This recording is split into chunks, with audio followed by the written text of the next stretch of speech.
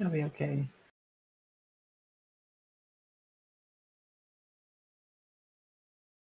Jumping into Jita to join the riot is taking a minute.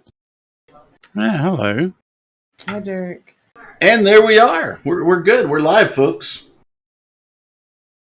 Oh, sweet. Hello, everybody. Yay. Welcome to a momentous moment in Eve history, I guess. I don't know. Hail Santa. Hey, Moomin. There you go. Hopefully everything's working. We had a little setup. We're doing a little thing. We're a little early today, ladies and gentlemen. So let's see how we go. I'm gonna mess with my what is it?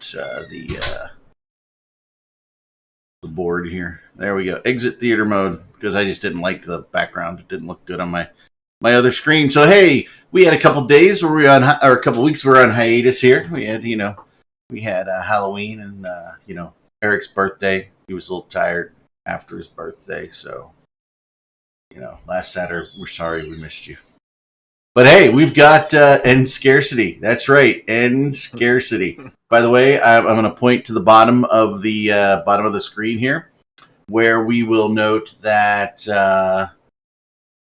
the family show dampers are disabled today.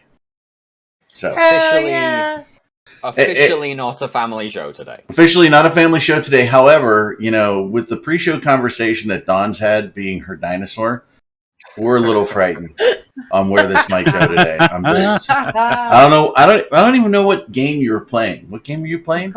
It's called The Isle, and I'm looking for some hot stud action right now. She's a dinosaur, and you really have to make up your mind. She wants to make a family. 5 minutes ago, you were eating bush. She was hungry. She also already laid her eggs, so... No, I haven't laid any eggs yet. I gotta go find a place to lay some eggs. Oh, yeah, Centauri 93 is playing The Isle too. Okay, I've never heard of this. Well, Centauri... Well, hold on. Shirar. You can be dinosaurs. Shirar says, CCP is dropping more waste on Eve than R. Kelly. Why is this show suddenly turned into eHarmony? What the fuck? This is not Dinosaur Harmony. So, on that note of...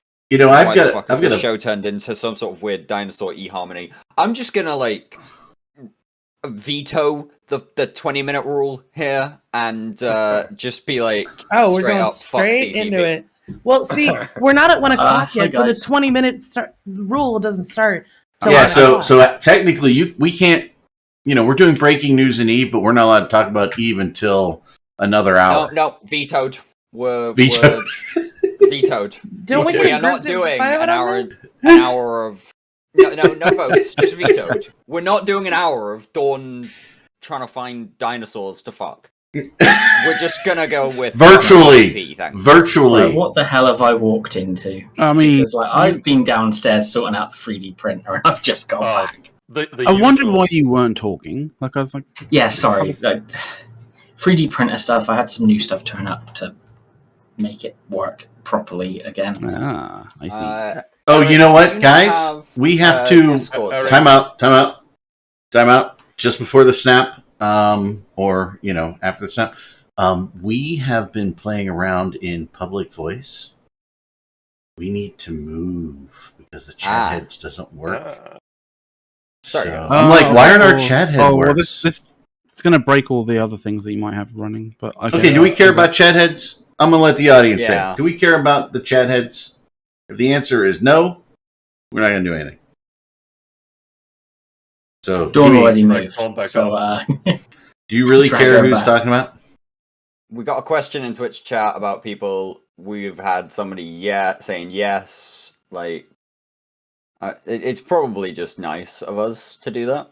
It's just going to be 2 minutes without the background while you put it back together. I think it'll be okay. All right. Hold on, but let me turn off the. I want to turn off the background first. Okay. Yeah, I'll have to restart that. All right. Let's move, everybody, down to on air. Oh, look, and we have chat heads. I move people. Hey, Eric. So always some sort of technical difficulty here on Push to Talk. Well, we weren't thinking. Eric, Okay. why is it so dark Wait, in it's, here? it's Well, the unofficial because name. you know of the what? track. Like, You're coming from Germany. It's like cold and dark there all the time anyway. So Look. you know. I found some Serratos. All right, so I'll work on the background, ladies and gentlemen, of the JITA protest. While talk amongst yourselves. Let me do some more. I'm Don Rea. I'm the person they named the entire quadrant after. Thank you. You may blame all issues on me if you would like. I'll give you the scapegoat. no, I'm going to all blame. the I'd rather have you I already than I already anyone know else here right now. I already know who I'm blaming all of this on, because Me? he spent a good long time, in the lead up to this, saying that he's had a large hand in this. He's had a lot of influence in these changes, and that is a motherfucking Kenneth Feld. Again. Well done, fuckface. See, I don't. It's hard to be mean when like he has been working with Psych to try and come up with some solutions for the problems I brought up yesterday. So I mean, but I know where my blame for this whole mess is going, and it's right in the direction of CCP Ratatouille, who I coined that name as a bit of a joke many moons ago, and honestly, it just keeps getting more and more realistic because he can't seem to stop making a mess of the meal he's making. But Ratatouille was a good cook. No, but he was a rat in the kitchen. No, I mean literally the food that is basically, a soup with lots of things in it, and it's kind of just thrown together. That seems like what Ratatouille is doing to EVE Online right now. But he made good soup. So what you're saying is he's no Swedish chef. Hooty. Hurdy. Everybody loves a Swedish chef. Doesn't Norway use that as a sort of like a dig at Sweden, and Sweden also uses it as a dig on Norway as well, something of that. Oh, are we going into Scandinavian? Hey. I don't know. I kind of feel like it's a Scandinavian on Scandinavian thing, just to people use out of each other. People use the Swedish chef. Scandinavian thing is can be very interesting. People use the Swedish chef, a Muppet, as a negative against somebody else. Is that what you're telling me? Who wants to go into the? Who would do that? Everybody loves a freaking Swedish. I'm just saying that's what I've heard. It's not what I've experienced. Okay, before we go into all that controversy, could we just touch upon one thing that I really think we have to do, since we of course have Mac here today? Wow. There was a thing about non-fungible tokens. And the drama about that. Fungible? Right? And there was like one CCP dev that ended up being, at least in my opinion, the voice of sanity. And it's everyone's favorite Fozzie. So I'm saying, should we now pardon him completely for everything and lift him up? No. Get the fuck out now. Okay? I'm not. I think his hatred for non-fungible tokens is because it doesn't contain enough Entosis links. No, it doesn't contain enough random number generators for his liking. Can we talk about blockchain in EVE and how it would help? Can we not? It's called a database, Eric, and we've had them for years. What? Actually, databases do have blockchain integrated in them if you pick the right database. Yeah, well, blockchain is built in, ladies and gentlemen, to someone. Okay, well, I found a weird point where the water just.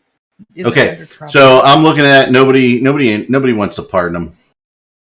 Okay, I ain't pardon him. That since he was actually the sane voice when it comes to all this NFTs and play to earn and all that shenanigans which came out of the Pearl Abyss meeting, is like I almost felt like we should pardon him from past transgressions, because it was nice to see at least someone come out and say this is BS.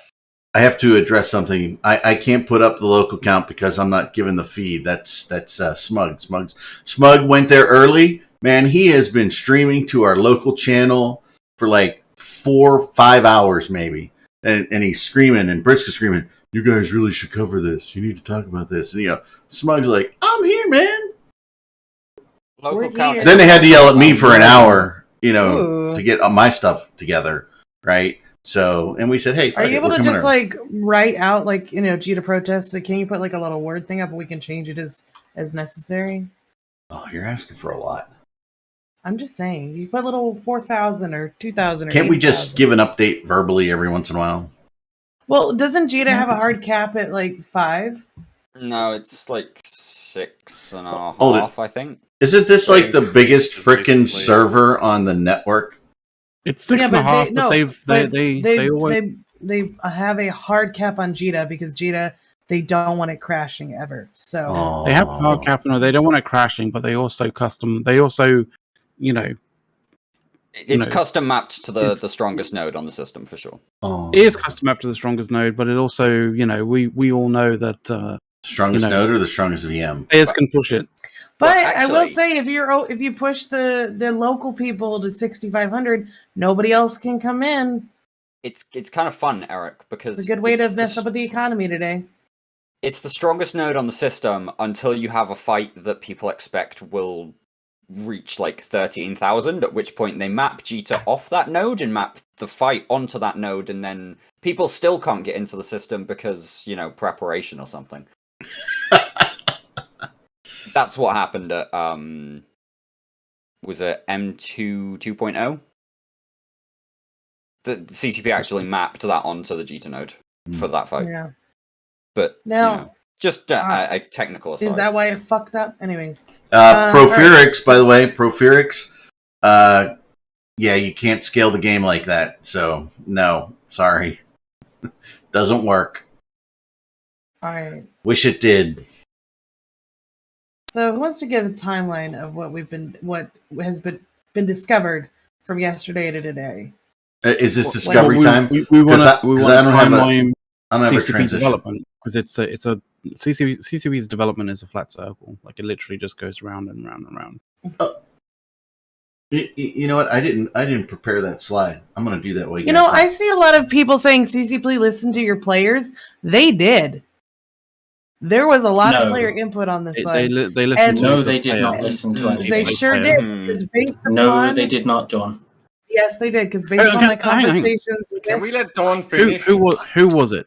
Let Dawn finish, and then you can figure part later. So we were all talking yesterday in a public channel with Kenneth, with a bunch of other indie people like Ash Taurazi and stuff, and talking about, like, I help run a lot of moons, and I was talking about my concerns with some of the changes. I'm like, how am I going to have this much time to deal with what they're doing? And Kenneth explained how PL is going to be running their moons, and the way he explained it is the exact way that they designed the system to function. So you mean that they designed it for Kenneth Feld? They designed it for PL and PL-like groups, yeah. Well, that's fine. That's not going to destroy the game at all. Yeah, but it does. Actively giving one block, and the wrong block, preferential kind of, and also, I don't know. There was they don't have any, but it's more of like bias/blinders towards this is how I would do it, so this is how it should be designed, and it's like. But that's not how this works. That's not how any of this works. It should be open-ended. It should be like this is the thing. Like, this is one of the reasons why like PL kind of like ended up dying and having to sort of like to some degree and ended up having to like completely reform how they kind of did things, was because because CCP killed passive moon mining, and that fucked PL for such a long fucking period of time. Yeah, but like I personally feel that like that passive moons should be a thing to some degree. It shouldn't be the quintessential way of making money in large sums of money for corporations or for organizations in EVE Online. But like I think it should be a viable method. Can I stop one you of for a second? many. Because I would like to comment on this, because I think a passive moon system would be horrible. But what I do think is really important, and this is what I've been chiming for years now, is a meaningful and useful taxation system. So you can actually have randoms and neutrals and smaller groups in your organization doing their moon stuff effectively for themselves, but the taxation needs to go to the top of the alliance. The fact that we don't have an effective taxation method in EVE Online is horrible. It is really bad for big organizations. All I'm saying, right, and this is something that you can translate to all different areas of of EVE Online, is it might be a bad idea to limit the possibilities of how to do things in the game, because when you do that, you limit people's creativity and people's ability to find ways around a solution. But Mac, or find ways around a problem. Like if you don't create limitations, how will the players know what they should be doing in the game? Yeah, I was talking about that yesterday with the same people. Because they designed the system that if you don't mine the way that they told you to mine, I feel like Dirk's being sarcastic. I know. No, I feel like he is sarcastic. I'm complimenting his sarcasm with fact. So, hey, look, CCP have basically told us that that's the way they're going. They've been telling us this for ages with their changes to the new player experience. Every single time they're putting it more and more on rails, and I don't disagree with them putting the new player experience on rails. But they're basically then going, but once the new players are out in the sandbox, what the hell are the new players going to do? They might just stop playing because there's so much, and it's all so overwhelming. And CCP do this a lot, by the way. It's kind of like not quite gaslighting, but almost there, in that they'll tell you that something is a problem, and then they'll ask you what the problems are, and then you'll tell them, because they've been telling you that this is a problem, you'll respond that, hey, that thing that you told us was a problem, we actually think it's a really big problem. And then a year later, they come out with this with a change that basically solves the problem that they told us was a problem in the first place. But it was never when it wasn't actually a problem. Yeah. And they're doing this with the NPE. It is, yeah. Thank you, Bard. But the point is that they do this time and again, and they've been doing it with the NPE for a long while now. And so they're basically trying to put the shit that happens after the NPE on rails as well. And fuck off with that in my sandbox, thank you. People enjoy before we you go because any it's further, I see a lot of people who seem to be unaware in chat what is actually going on. Oh, okay. So what's on that's screen, what I was trying to get you guys to do. Is let's here's the changes. Okay, and this is why we're mad. I've got a question that I think will help everybody in chat understand what's going on. Okay. Dawn, why does your quadrant suck? You know what? Because I fucking hate you all. That's why. There you go, guys. Now you understand. Also, Fuck hey, you guys. Dawn at least has the balls to say it, unlike CCP.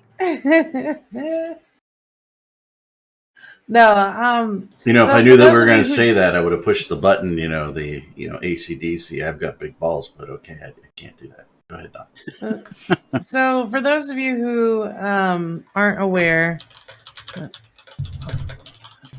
sorry, I'm telling somebody I can't talk to them. So, those of you that aren't aware, we had a huge industry announcement yesterday. It's now these things have not gone live, so you got about maybe 2 weeks, 3 weeks before you have to do anything about it. But which means, guys, don't complain until you see it live. Keep your powder dry. Obviously. But I just want to point out that this protest is not only about this most recent death block. It is also about all of the changes that we didn't get so far for scarcity. Like a fix for scarcity. Right. Yeah. So they've made all these changes. Basically, they're doubling the amount of minerals everywhere, or ore everywhere, I guess, right? But the problem is But when are they they? reduced it, they reduced a lot of stuff by 90%. So going up 50 or 200 or whatever, I don't know if that's going to work out, but we'll find out here. And then they've been changing pretty much everything about mining. They've changed all the laser beams and how they work. They've changed all of the drones. They've also added a waste mechanic, which I told Arendis about what my feelings are on that last night. And then they've also created a loss mechanic So when you compress gore. You must already know what she said to me last night. It's funny that Tell she's not repeating herself now.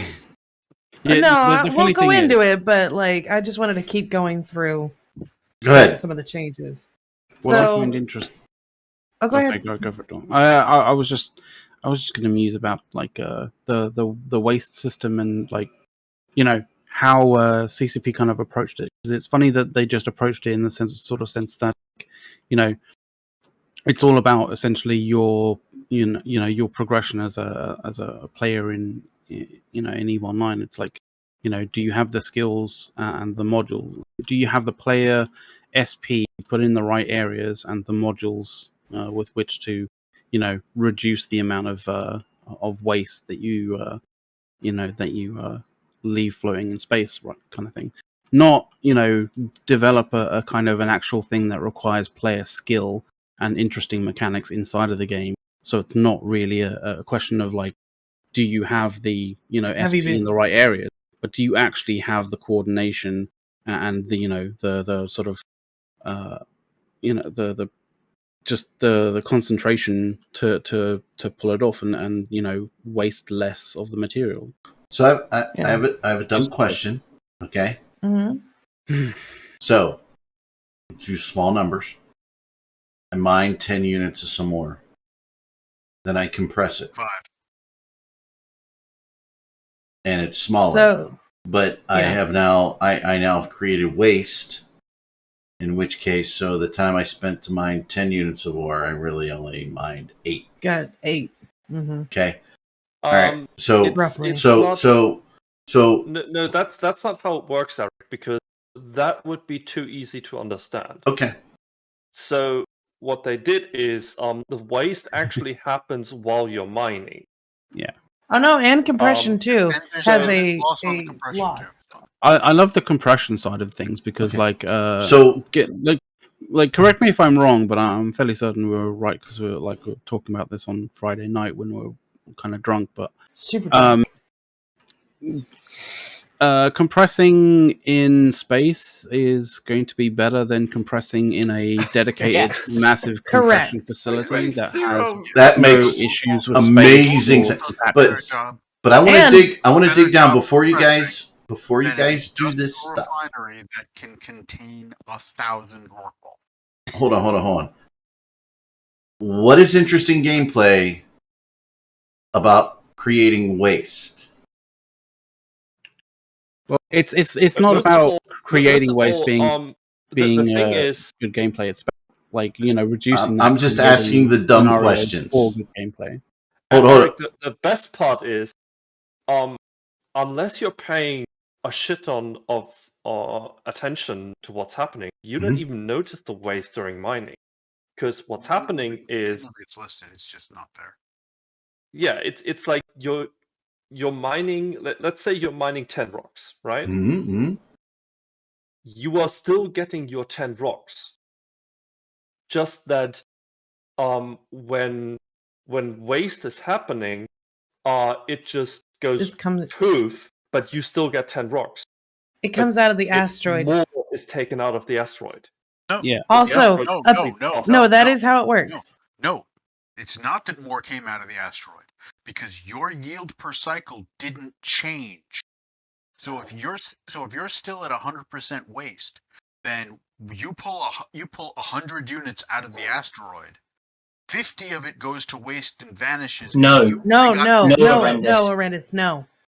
If you pull 1,000, it destroys 1,000 out of the rock. And fun story, the waste comes out first. So if there's only 500 units in a rock, and you can, and your waste is 475, it destroys the 475, and you get the 25. Right. I'm not the saying waste is destroyed first. I'm not saying it doesn't pull the full value out of the rock. What I'm saying is, let's say right now you take 30 seconds to mine 100 ore. Okay. Mm-hmm. I'm not looking at any specifics, nothing like that. All right. Once this goes in, there will be 200 ore in the rock. Okay. In the first 30 seconds, you will pull 100 units out of the rock. 50 of it immediately goes away into waste. No. So yes, because you've still got your 100% waste thing.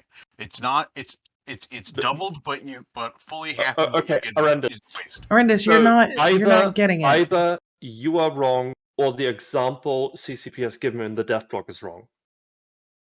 So, well, I mean, could be either at this point. And if the example that CCP is given in, hold on, Don. If the example CCP is given in the dev block is wrong, that means Ratati just tried arguing with King Angry Mustache on Reddit yesterday using that example and is wrong himself and doesn't know his own changes. No, Again, it's literally, would not surprise anybody. If your laser beams are designed to pull 100 units, it will pull 100 units, but the waste is destroyed before you get it. Right. And you don't see that. It's only in the rock's total value, and not in your. You still get the 100 in your hold. No. Yes, you do. That is how they've tested on Singularity. Is how it's working. So you mine 100 units of your rock that has 200 units at 100% waste. You mine your 100 units. 100 units in the rock is gone. You then also get 100 units. The rock goes poof. Yeah, it doesn't affect what you bring in. So you will never know. Like, if you don't read your modules, or you didn't know this change came up, you would never know you're destroying your own rock this fast. So stupid question number 2, guys. If I've got perfect skills and I'm using faction, nothing will happen. You'll just get your stuff. Hang on. Then I am pulling less out of the rock than I would be if I were a newbie using T1 module. Well, technically correct. The rock gets completed slower, but you are getting the same amount. I'm seeing the same amount, but less is coming out of the rock. Correct. Okay. The fact that you need a fucking supercomputer to do this calculation is why it's stupid. Okay? Nothing needs to be this complicated. I mean, Jesus Christ, it's a freaking video game. Complicated. It's just that it's convoluted. Like it's unnecessarily convoluted. Yeah. So I'll go into it now. I'll explain So I talked to Horrendous about the issue because we're talking about waste right now. If they had not called this waste and had just said some kind of loss, like inefficiency, where you just don't mine the rock as well as somebody else with these modules and stuff like that, none of it would not be that bad. But because they've called it waste, it's such a negative connotation. It is ingrained us to not have waste. Hold it. So whatever you want, you figure it out. Whatever you want to call it. What you're talking about is the mechanic we already had, where one person with better skills just gets more yield.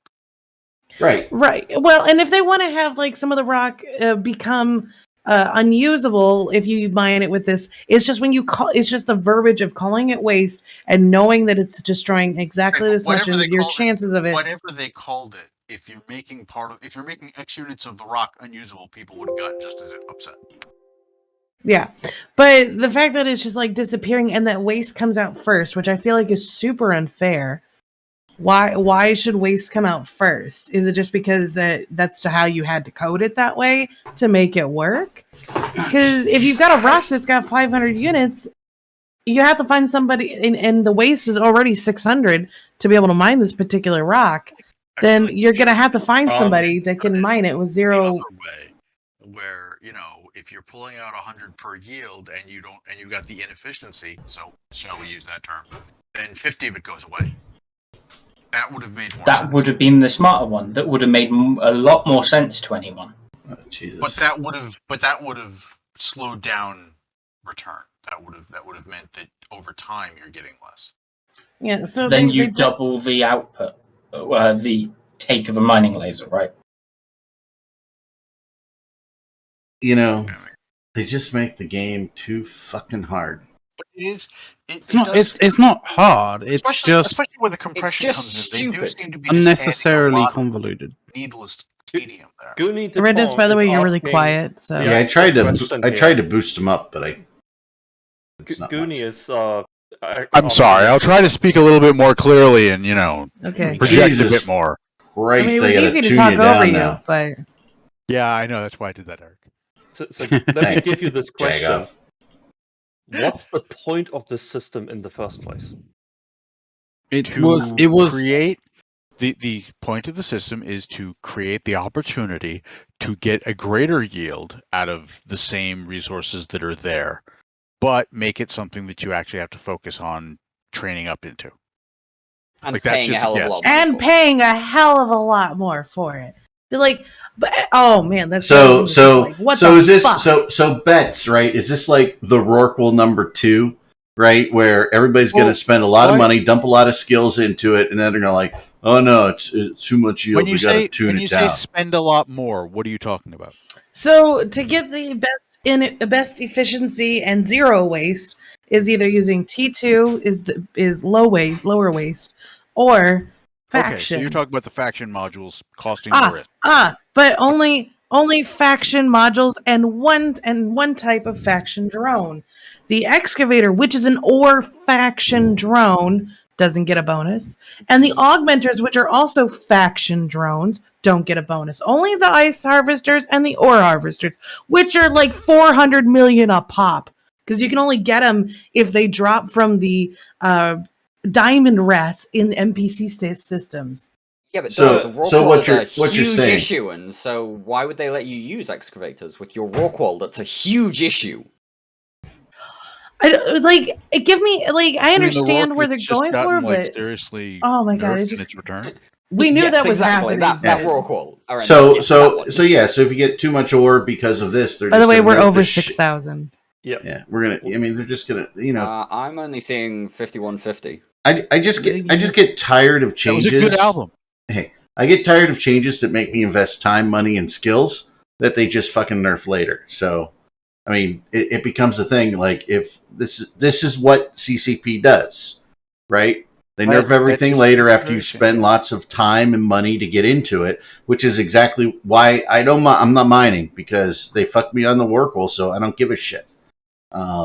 Which turns into I don't give a shit about the game, because CCP is such shit in everything that they do. Yeah, sorry, guys. They're eroding people's patience. Yeah. This is where we come back to this protest, right? This protest today isn't just about the changes that came in yesterday. It's about the shitty changes that they made in April. It's about the shitty changes they made last year. It's about the shitty changes they made the year before. It's about the fact that 2 years of scarcity that hasn't been. I have a question. Going back to 2016, when they first changed the Rorqual into an active boosting mining platform and brought it out of the POSs, and we told them, do not do this. It will be abused to fuck. And you will not like the way we make money and build things hand over fucking fist. And they couldn't believe us. They wouldn't believe us. We did they refused to believe us. And then it was a cash grab. And then they just, refused to change things back. We saw Rorqual nerf after Rorqual nerf after Rorqual nerf that just didn't do anything. And I mean, it just required you to either get another alt to compensate for the loss in it, or they nerfed the EHP and the repping power on it at one time, and that helped with them dying more. But because of the panic module, it still didn't get to what CCP wanted, which was everybody dying in these 10 billion ships like they're candy. But wait, horrendous. If this was another cash grab, they would clearly the original Rorqual changes. No, wait. If this was another cash grab, right? They would clearly accompany these changes that they just announced with a sale of I wonder. Did they? Nah. I don't know. I'm sure they wouldn't. I'm sure they wouldn't. I absolutely didn't hear anything about a 2-for-1 real money sale. Only real money sale, not in the NES store, but not in the New Eden Source store, but real money sale. Buy one get one free on skill extractors and alpha injectors. Oh, skill extractors. Oh, I thought you were going to say 2-for-1 on like monthly subscriptions, because that's normally what they would want to do with that kind of thing. Like, why would they? Why would they ever want to do skill extractors and injectors at this particular time in sort of the... I don't know. They may have just made a lot of SP irrelevant in some ships. Maybe. Just postulating here. So our chat here is whining us that we're not adapting enough. I'm going to ask that we not focus on the 2-for-1 sale running this weekend that CCP put on, because that will get me into a whole different rant that has nothing to do with these changes. 2-for-1 what? No, that's just a rant about how marketing are dumb. No, that's a rant about cultural insensitivity and how a bunch of fucking Icelanders who stayed the fuck out of World War I should shut the fuck up about desecrating November 11th. Oh, that one. Okay. See, I put it in a little bit more, with their little sensitive language. incel holiday. But you know what? Nice. I'd go for it, Horrendous. Let loose. Yeah, why not? You know the family show dampers are off today. I don't always do that. But that's political, and it's just gonna get messy. Today Is it though? Yeah. I mean, pretty much everyone in the Western world can probably agree. I mean, like, even if you don't necessarily agree with the events behind the holiday, you can agree. Okay, I tell you what. You don't fuck with that. I tell you what. I will, in deference to Dawn, avoid all of the political aspects of it and the potentially political aspects of it, and instead, I will focus on just one short little "I'm a bitch about this one." Perfect. Part of it. Ready?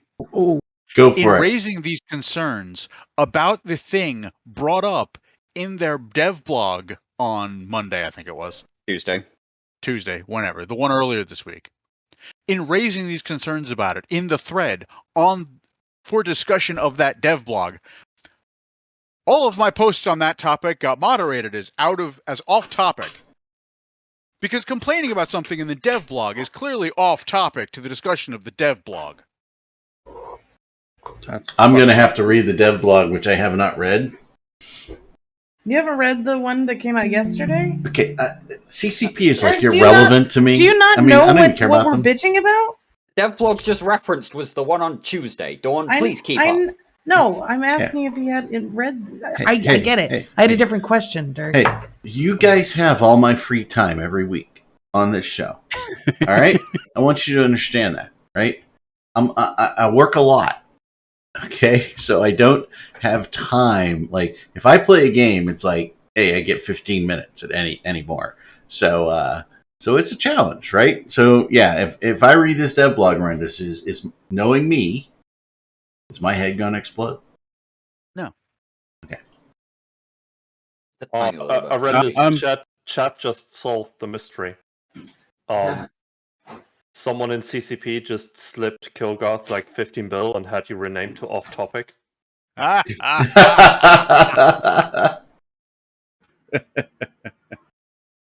one I'd buy, yeah. That's actually kind of hilarious. Right, so no lie. If that was the actual excuse the moderators came back with, I would probably be okay with it. Okay, so Twitch chat. That is the Tuesday dev blog, the one that Horrendous just referenced. And then this is the dev blog from yesterday. So first one is Tuesday, second one is the one we had yesterday. There's your links. Go have fun. The first one. Oh, have fun. Yeah.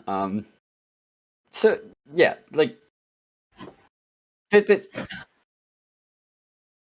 You want to be the one that pissed me off is the paragraph right above the image that reads Winter Nexus. Yeah. It's a completely innocuous paragraph. Now, I know you have issues with that paragraph, but I also have issue with something else that CCP did. Very small. It may have flown under the radar a little bit with some people, but like I kind of feel like it's something that CCP should really tighten up on. And that is, maybe don't, while doing your sort of official Pulse kind of little YouTube kind of video. How about, as a rule, CCP, how about you don't promote groups that are, significantly linked with white supremacy? Like tissue? That would be really, really useful. That'd be really good. That'd be a positive thing to do. I mean, this is also something we talked about last night, but yes. Like, I mentioned it last night because I wanted to talk about it today. that there is such a thing as like institutional memory, right? There's a lot of that going around in the EVE community. We remember a hell of a lot of things from the past. CCP apparently less so. Yeah, well, CCP needs to officialize that and document that kind of shit because CCP doesn't retain a lot of stuff when people leave.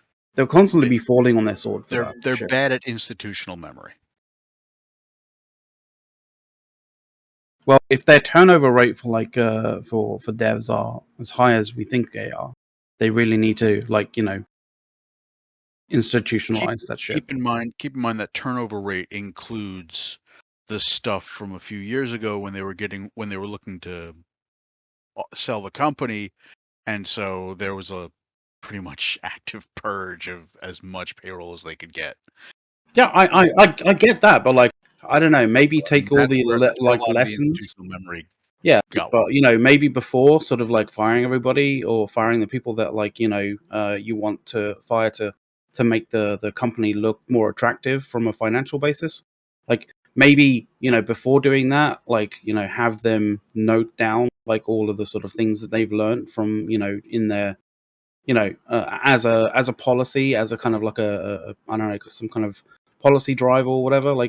Hey guys, it might be a good idea for us as an institution to make sure that we don't hold on to the lessons that we learn individually, but make sure that that everybody learns from those lessons and that we note them down. So basically, what you're suggesting, Mac, is that they might benefit from some sort of actually maintained internal wiki that people put the stuff that they learn about different releases and things into.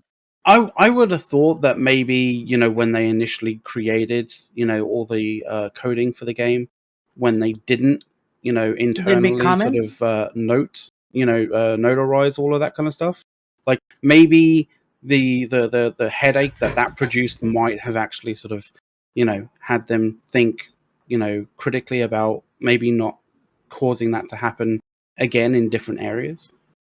See, that's just them, me thinking. If I was them, okay, because I know that a lot of the guys in there probably when they come in, they think things like, especially if they haven't been EVE players. If they've been EVE players, there's no excuse. You know what you're dealing with CCP. But if they haven't been EVE players, right? If it's somebody they're just bringing in from somewhere else in the industry, I can understand the thought of, well, the guy at the top has been here since the game was created. I'm sure they keep track of all this stuff, which obviously is not true, but they can be forgiven for thinking that given the continuity at the top. But what I would suggest to them all is that since he's still there in the freaking country, they should take anybody who wants to know, what do I want to avoid when I'm developing things here, and how can I stop myself from shooting myself in the foot? They should take a ride down to whichever of those freaking meatpacking companies it was that he went to, and have a long freaking sit down with Guard and go, what the hell is going wrong here? How do I avoid it? Yeah. You think Guard would tell him? You know what? Guard would probably actually be. I would think he'd probably be willing to give them some advice. And the really funny would thing... that advice be maybe don't piss your player base off in the first place? He's going to have those ideas, but you know, I think paying him as a consultant with a consultant sort of hourly wage, decent consultancy hourly wage, like I think you would get a lot of really good information that'll stop you from putting your foot in your mouth, like, you know, multiple times a year. Throw an assload of money at Guard as a consultant to literally go and hang out with everybody in a pub so they can go, all right, here's the beer. What did we do wrong? What are we thinking of doing wrong? But all that money is, I was going to say, all that money is going to Hilmar's Coke pile, so like...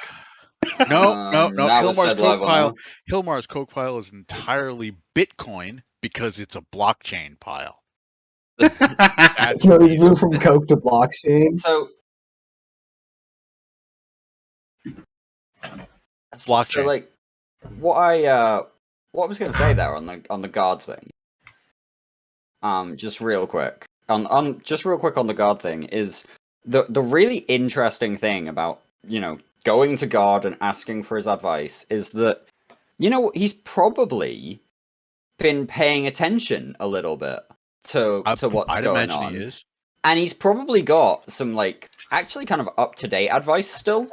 You know, it might be like a few months out of date, but he's probably, you know, still up to date compared to where he was in early 2019 when he actually left the company. I know that he was actually out drinking with some of the EVNT crew earlier this week. They found him in a bar somewhere, and Nash Cadaver kind of bagged himself a picture. So yeah, he's still definitely around and kind of semi-available. There, I mean, yeah, it's not like he left the country. This is very true. And it's not like the country is particularly big.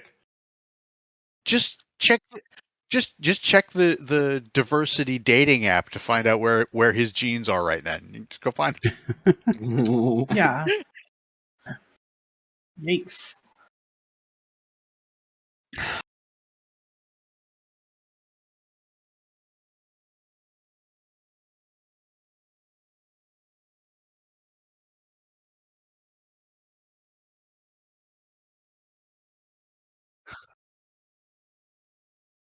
CCP did it.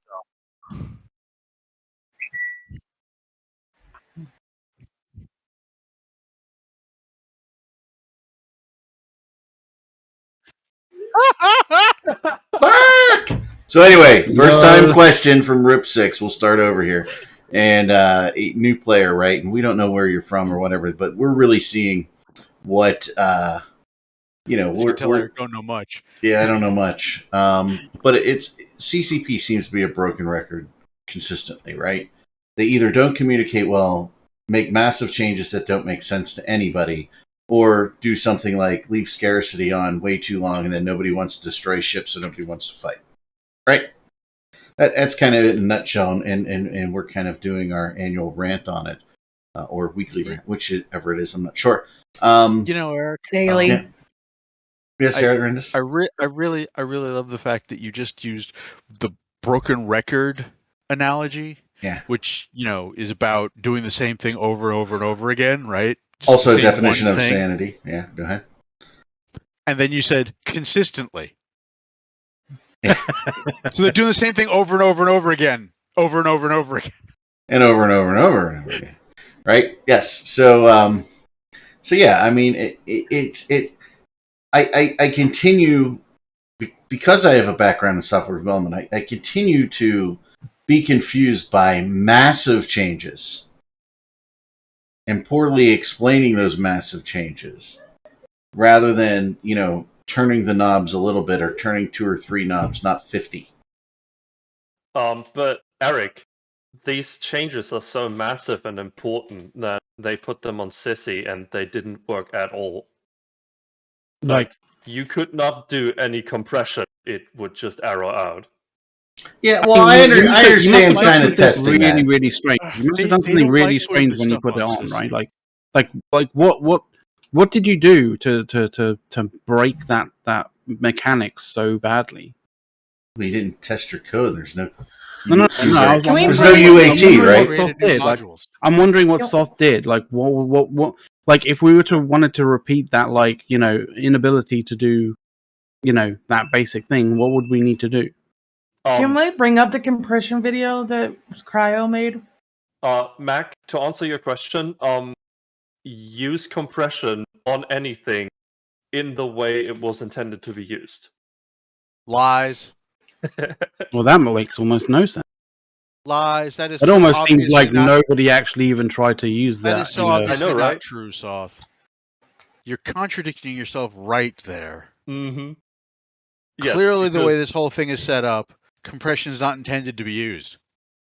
Correct. You have a point, though. Did you run the compression in a station? Is that what you did? Somebody commented that Caleb is just giving up. Look at his face. Caleb's got that 1,000-yard stare going on. That's it. Close your eyes. Close your eyes for us, Caleb. Okay, seriously, before you say anything, just go back to where you are. Close your eyes and do your best Biden impression for us. Okay, just sitting there. That'd be great. Biden? Wow, yeah, sleeping, sitting up, baby. No, but seriously, I don't really know what to say because it was kind of said in a discussion yesterday that I was a huge fan of the fact that the ecosystem team was supposed to fix Eve because it was horribly broken. And I know there's a lot of people that are fans of massive abundance and, it's fun to have infinite fucking resources and free titans. I hated it, and it destroyed everything that I like about Eve. So when Rattati and the team were supposed to go and fix things, many of the things that they said sounded good on paper, and I was a huge fan. It's just they haven't really succeeded in doing any of these things, and they don't want to touch what I would call the critical things, right? Things that are actually meaningful, where the game is actually broken. I know that some people, again, both in this room and in the audience, will say, well, if you bring back limited slots on stations, that's going to be horrible, and then it's just going to be added tedium. Well, the point is that the game was working when it had that. That's just a fact. And now it's broken. When they brought in structures, they brought them in, half-baked and half-finished, right? And they'd still have all these exponential forcing bullshit where you're never getting diminishing returns. You're never getting negative feedback systems. Everything in the game has just been deracinated into completely destroying the USP. And I know that it sounds like nostalgia when I say the game used to work, but it actually did, because on paper, the original premises of the game is really unique and actually kind of work with the whole integration of player to player and player versus player, and how all the tiers are tied together in crafting or in industry. All of these things used to work, but CCP, because they had no person in there with a macroeconomic point of view and with a grand design point of view, the closest you would get is Hilmer, and some people say that he's been a little bit absent and doing maybe, drinking too much or not paying attention. But the game is better when he's absent.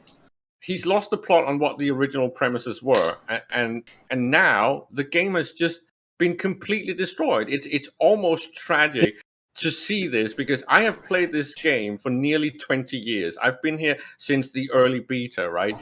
And I just kept crying over the fact that they are basically killing the best game that has ever been made. And these recent changes are not fixing it. The fixes that we need are fairly obvious, and CCP keeps ignoring them. I don't know if it's because they're afraid that the player base will be angry, but I can't imagine that they will be more angry than they are now. Well, you can't some games. First, Caleb, I am impressed by your use of a $300 word for uproot. Deracinate was good. I got horrendous points. Horrendous brownie points. This is why I live.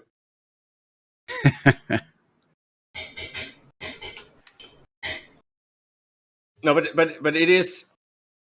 If you go back and look, right, at how Eve used to work, so many things were beyond what anyone else were doing.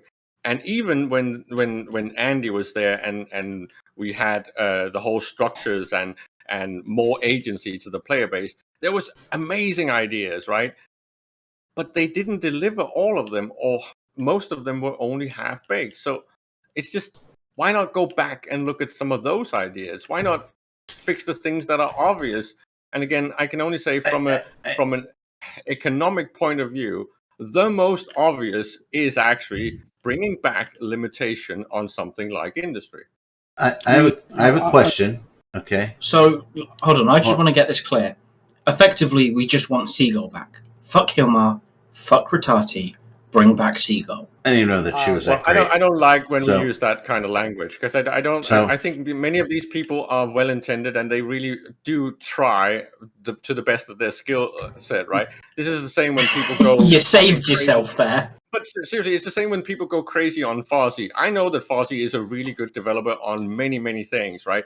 But it's just when he bites over something that he can't chew, like macroeconomics, maybe he should keep his hands off because he doesn't understand it. And this is that means that, and it's the same with someone like Rise. Don't get me wrong, I love Rise. I think he's maybe one of my favorite developers. But when he messes with something that is fundamentally going to change what Eve is, like the bringing enchantments into Eve and then making them permanent instead of limited, it's like you're messing with something that is so fundamental, that was unique about Eve, that is now, because you're copying other games, right, with their RNGesus features and their loot boxes and their enchantment stuff and all that BS, right? Because it's not healthy for a game like Eve. It's when I'm talking about other games and their ecosystem, one of the first things I always say is get rid of bind on pickup. There should never be any such thing as bind on pickup. If you want an economy and an ecosystem, that does not work. It's just bad. You need to have a growing and organic economy. So what you need is designs that actually deplete and actually basically makes things cyclical. And this is the core of things. And we are not discussing that. I know that people say, well, you don't want things to degrade in Eve. Well, yes, I want some things to degrade. Not everything, because that would be bad gameplay. Because as Dunk will remind me every time he gets the chance, this is just a game. And I agree on that. But you still, if you want a sandbox game, if you want the MMO experience, you have to accept that MMOs always brings in an economy. Then it's Caleb, just a matter of how well you manage that. Because as long as you got more than a Dunbar number in a location, you will get an economy. People exchange goods and services. That is the fundamentals of an economy. So now it's just a question, do you manage it or do you let it slide and allow gold selling and gold farming and botting and all that stuff? So Caleb, I want to upset you real quick. So in the dinosaur game, they actually do that mechanic that you want better than CCP does in Eve. Because as a herbivore, when you eat bushes, they go away. And to get more food, you have to migrate and travel around the map. And as it rains, the bushes regrow eventually. And so you can kind of just keep going around the map. Apparently, CCP can't figure out how to do that. And there's many games that do this, and I'm playing New World a lot lately, and they have some really, really good idea, but they've messed things up even worse than anything that CCP has done over the past years. And of course, the hilarity about playing another MMO is how horribly loaded the servers get whenever there's more than 100 people on grid. It's like, okay, there's at least one thing that CCP got right. When it comes to big fights, big one universe, they are still unique. No one can even try to copy it. This is why it's a tragedy that they do not fix the ecosystem and the economy of EVE Online, so we can go into a new day. I have a real quick question for Caleb on bind on pickup, real quick. Caleb, if we didn't have bind on pickup, what would I do with the shitty 30-day skins CCP keeps trying to ram down my throat with a login? Do you really want me to talk about skins? Because we did a show. I think we did 2 shows about skins, and I don't want to talk about skins because there is only one thing that we can say about skins: Alliance skins. End story. That's my only question. If we didn't have bind on pickup, what would I do with all the shitty 30-day skins that keep getting rammed down our throats with the login events? I just like when it comes to skins in terms of EVE, all I want is just, multiple skin layers that I can use. That I can put one skin on top of another skin, so I can have my Alliance skin on top of another skin that I think is really, really cool. So it doesn't, like. I find it completely ridiculous that like nobody at CCP seems to sort of be interested in an idea of that form. It literally promotes the idea of having multiple skins, having different types of skins with transparency layers, so you can literally combine different skins for interesting kind of scenarios. It also completely solves the whole kind of like the issue that people have with Alliance skins in terms of, well, if people have Alliance skins, then they won't want to wear any other skin on their on their ship. Like, so skin sales will drop. Like, no, if you have multiple layers for skins, then they can have their Alliance skin on top of other skins. Well, I've already they can have 3 or 4 different skins that they can try out different things with, like what it looks like when you layer this skin on top of that, or that skin on top of this. Like, it's just I don't understand why it's not a thing. I don't understand why nobody's sort of thinking that this might be a good idea to both promote like sort of creativity both in the players in combining skins, as well as promoting skins to basically be, yeah, it may not look great on its own, but it could look really good combined with other stuff. Like, well, the point is, Mac, that an Alliance skin, in my opinion, is definitely one of the types of skins that should be a producible one, something that actually needs to be built from a blueprint, right? And you create blueprint copies, and then everyone can get their Alliance skins, and it becomes a massive potential sink in the game economy. That is the way that type of skin should work. But all skins should really be some sort of cyclical, and when you buy it from CCP, you basically buy a blueprint, because it needs to always be thought of in regards to EVE. Everything needs to be about the ecosystem. I don't think it will have an ecosystem impact as much, because like at the end of the day, you're talking about the thinnest fucking coat of paint, or just. I don't know. I don't know how you want to sort of describe it from a sort of a technological or sci-fi sort of standpoint. But like, and I'm not saying that this is like the main issue with the game. It was just literally something that gripes me about skins in EVE Online. Like, it's the only it's one of those things where it's like, it's not an issue from a fundamental sort of game design standpoint, but it's work that other areas of CCP could potentially do and provide interesting stuff to the players with. Like, but the point is that EVE is the only game that has actually had success with what I would call a sandbox economy. And I know that Mac is a big fan of 2 of the competitors, direct competitors to EVE Online, which is something like New World and Star Citizen. And those 2, when you look at their suggestions to how an economy works, they are completely wrong. Those are competitors? I mean, it's they. So the interesting thing is, and I think one of the interesting things is, and I think a lot of players who play EVE Online kind of like, hand wave this off, is it's good to get away from EVE every so often and get a bit of fucking perspective. Yeah. Mm-hmm. So right, I'm going to address something if you're fine with that quick, because Dirk, you're all right with me reading out what you've said? Go for it. I mean, this was comments that I made.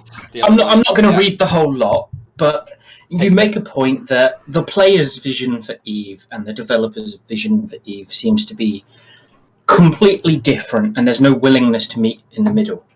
And I think that ties into even skins as a whole, right? We're here literally begging, do these fancy skins, do this layering stuff, and we will pay. Instead, what are they doing? NFTs for days. And not just that, it's failing so spectacularly on them, they're now having to try and bribe people to redeem them. The only NFTs maybe if you met us in the middle, CCP, people would be buying stuff off you. The only NFTs that I would ever be, vaguely interested about is NFTs of CCPers doing dumb shit. Making an ass out of themselves. Like the NFT of what's his face, basically, putting a fucking thing on Reddit, basically saying that, like, the average ticker's 200 and was it fucking 250 mil? It's 60, yeah, in a super carrier. Yeah, and then an NFT of the emergency teleport that the GM had to do with his Titan because he wasn't allowed to do what he was doing. Like those are the NFTs that I would potentially be interested in. Not tweets, comments yesterday, right? Yeah, those are the NFTs that I would be interested in. But even then, it's a fleeting thing. Guys, the first people are not being allowed into Jita. That means hell yeah, we hit cap. Oh yeah. I think my local is just behind because I was hovering at like 6,100. I'm now at 5,600 ish, and yeah, those aren't the numbers that you're would showing work for the 56. caps. I'm showing 51. So things have definitely broken. Which is nothing new in heavy tie-dye. There's one thing I want to clear up though. There are people who keep saying, "Oh, you guys are just miners that are whining about mining changes." Let me fucking finish, Mac. Okay. For fuck's sake. That couldn't be farther from the truth, right?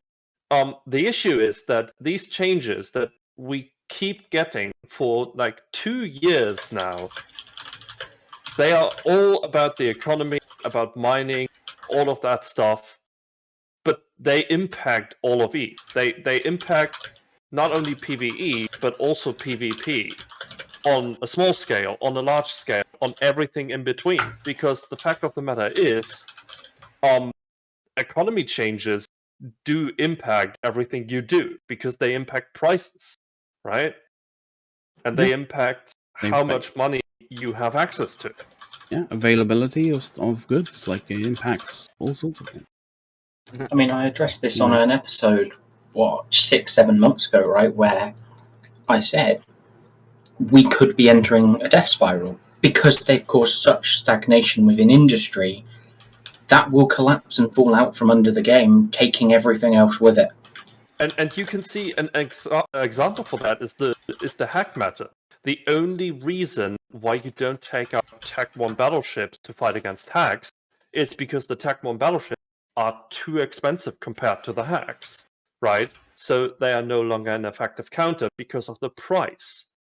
And now now it seems as though we're going to be getting, double payouts in terms of materials from. Don typing furiously. To the point where those hack prices may actually come down even further. It's a potential outcome. I mean, they're doubling the amount. They're doubling the amount of goo that you're getting on Frax. They're taking raw minerals completely out of Frax, so basically you're not going to see any minerals at all from moons. You're just going to see goo, but you're going to see twice as much of the rocks and the goo. And we've already discussed that in these changes, basically the losers are the new players who can't use T2 or faction mining aspects, and they're not going to be mined by the Rockwall drones either, because that's a guaranteed 100% waste. So basically you're going to see a bunch of barge pilots on an R64 getting more goo than ever before. Well, I say more goo than ever before. Not quite more goo than ever before, because they fucked that around late last year. But the point is that we're going to see more goo than we have had previously without seeing an appreciable increase in the amount of minerals that will be coming in that will be required for the T1 ships. So those T2 ships, the T2 components, are probably going to come down in price. Can I just comment on the moon goo just for a short thing? Because one of the things that EVE Online has had since day one was the weird asymmetrical composition of stuff. So when you were, say, mining a certain type of ore, you would always get either too little or too much of one of the items in there compared to your general needs or consumption, right? This asymmetrical stuff is exactly what created the volatility and the dynamic of the whole ecosystem. The fact that they removed this from Moongoo, I believe, is a massive mistake. What we needed in Moongoo was not to nerf and remove normal minerals. It was to balance them and make them as asymmetrical as possible, and then create that whole incentive to do interregional trade. But again, to do that, we have to nerf JITA 4.4. It's just all these things are tied together, but they're tied together in a way that is macroeconomic. If you sit there and try to turn the microeconomic tweaks, you're not going to fix anything. You're just going to end up with a game that's even more broken, and this is what you're seeing.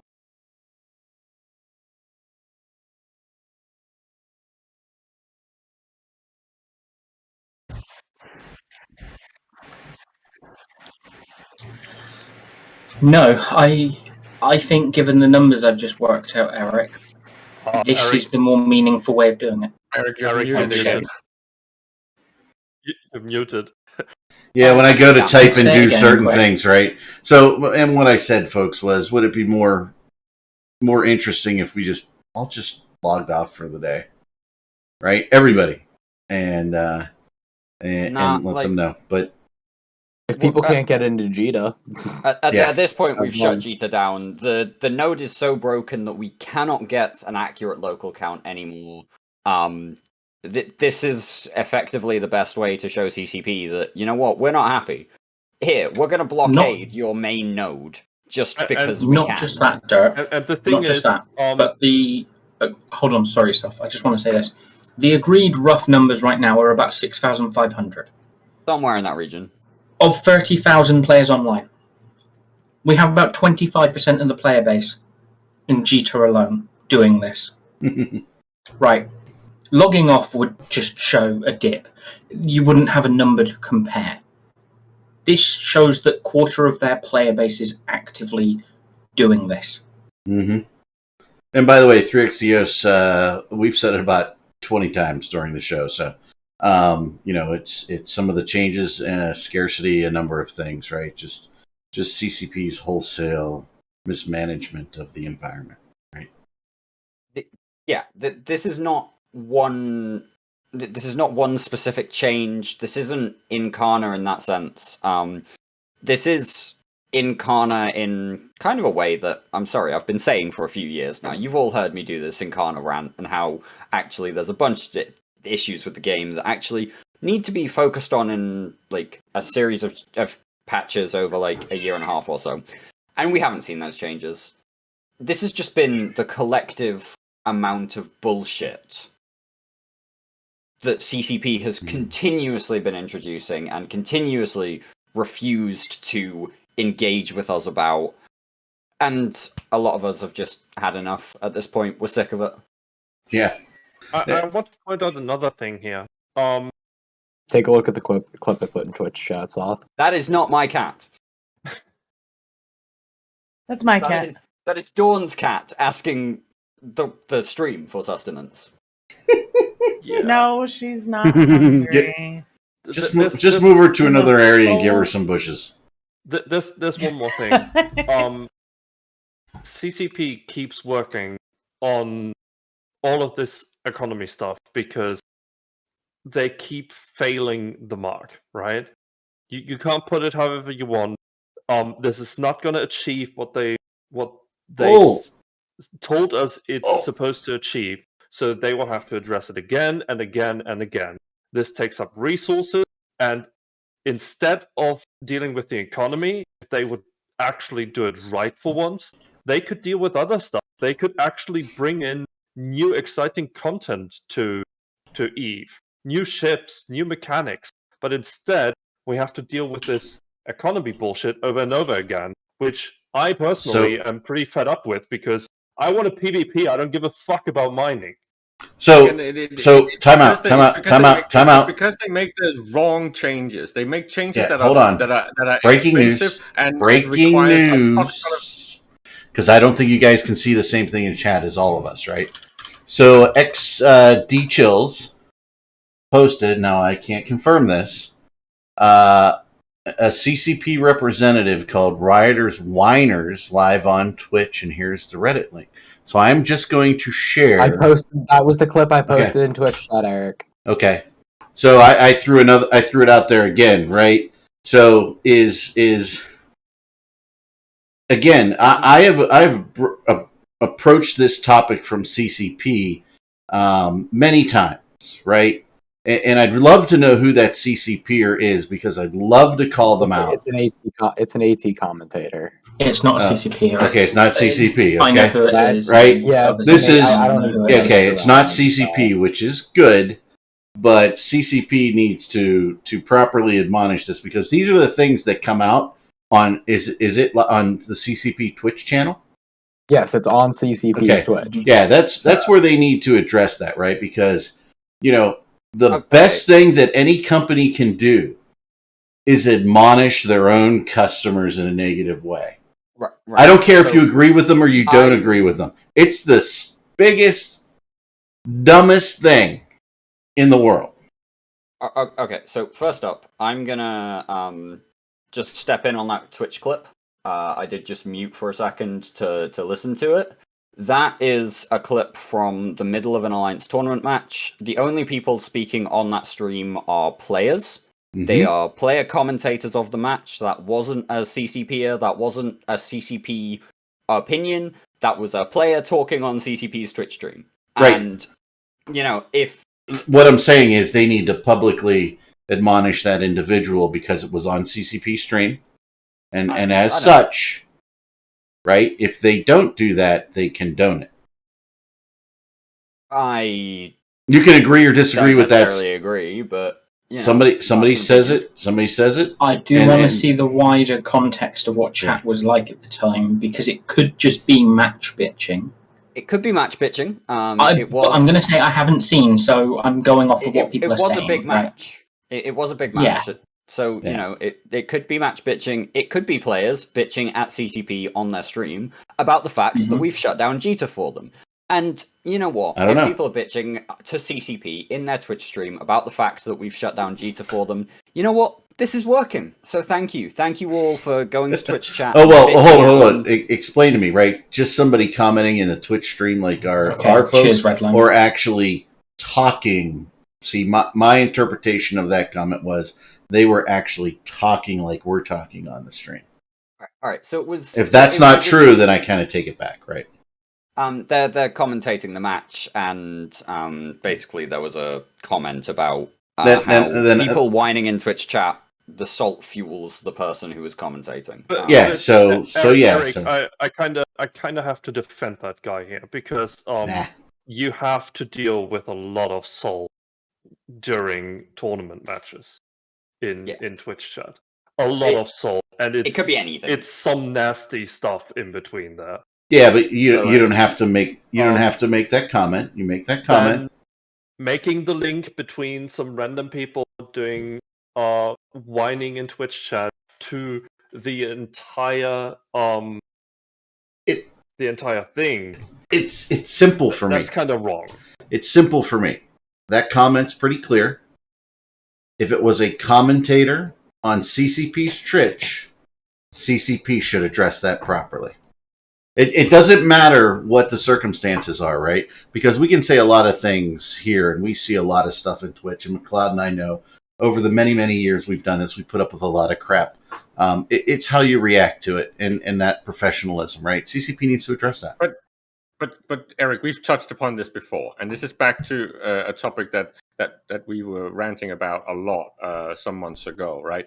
This is the whole fact that CCP, in trying to fix the game, they keep doing these massive, big dev blocks and patches that is just not going to work because it's shock to the system. You do not change fundamental things that are impacting the economy and the ecosystem by adding 10 new things. You just don't. This is something that I remember Arendis trying to explain, that if you change four or more factors at once, you do not get information on what was the actual affecting change, right? You can't get clear results if you change too many variables at the same time. Exactly, and this is why when it's the same with when you're doing error correction on your computer, when you're trying to figure out which component is broken.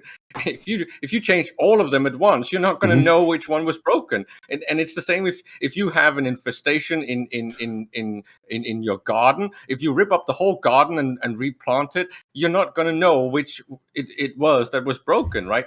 They have to do these things gradually. This punctual equilibrium bullshit, it's just horrible. It's catastrophic, and it brings a lot of drama if that's what they want. But if they want to fix the ecosystem, you change one little thing at the time. Look at the data, say, okay, this looks like it's trending in the right direction. Change the next thing. Change the next thing.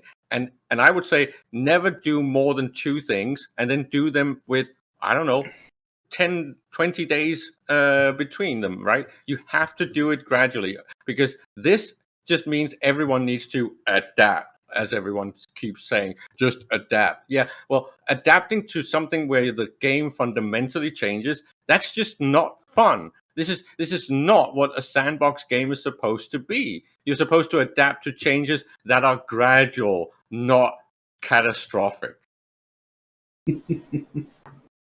And the thing is, we've done plenty of adapting to changes that were catastrophic at the same time as we've spent time bitching about the changes being catastrophic. There's a difference between pointing out issues that you have and complaining about the changes versus adaptation, right?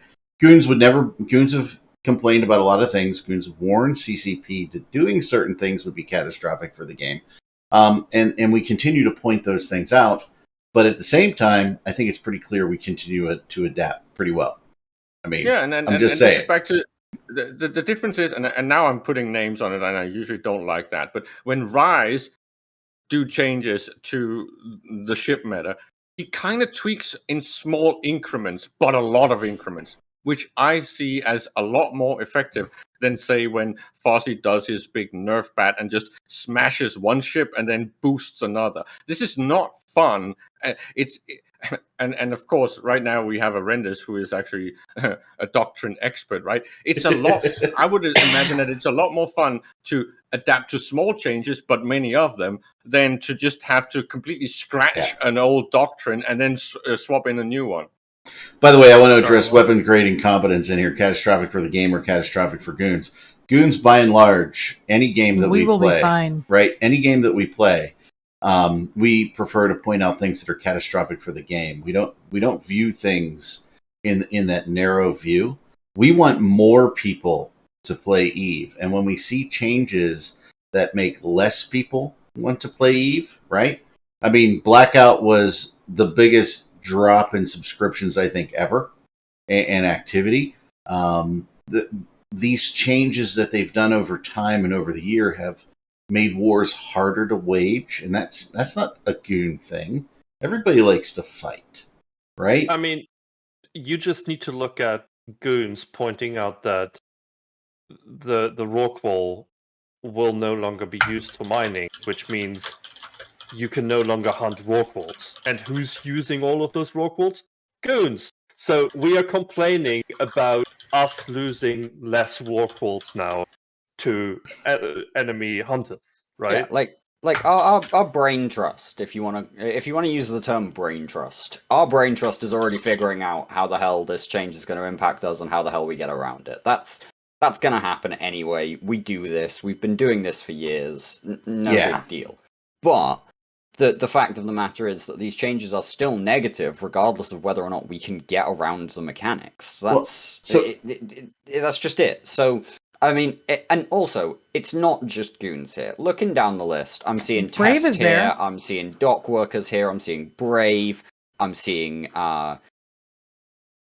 PL there, there's a couple of FRT guys, and a lot of these people are going to be on alts, but the fact that there are people here with these tickers, you know, Army of Mangoes also here, Blades of Grass, there's a lot of different organizations here. So, question: are they valued as 2 people because their values make them different? So yeah, as I said a minute ago, right? Just interject one thing, right? Because it is a fact that on many occasions goons have lobbied for themselves when it comes to CSM commenting and stuff like that, and especially the whole null first thing was a massive, in my opinion, fuck up. But generally, everything that goons want to do with the game tends to be something that is good for the entire game. Maybe it's not good for a specific organization. It's not even necessarily good for goons, because goons are also the ones that are the first to actually want to nerf themselves when something is horribly broken. When it comes to the abundance problem, goons were the ones that actually warned the most about this and about how this was going to be horrible. And CCP said, oh, it's going to be fine. And then they let it ride. And then goons said, fine, if you're giving us all these things that we said was going to break the game, we're going to show you. And they broke the game. So it's really about the whole red team thing. Yeah. I know that some will say I'm horribly biased and a goon splainer and a massive fanboy. Goonsplaining.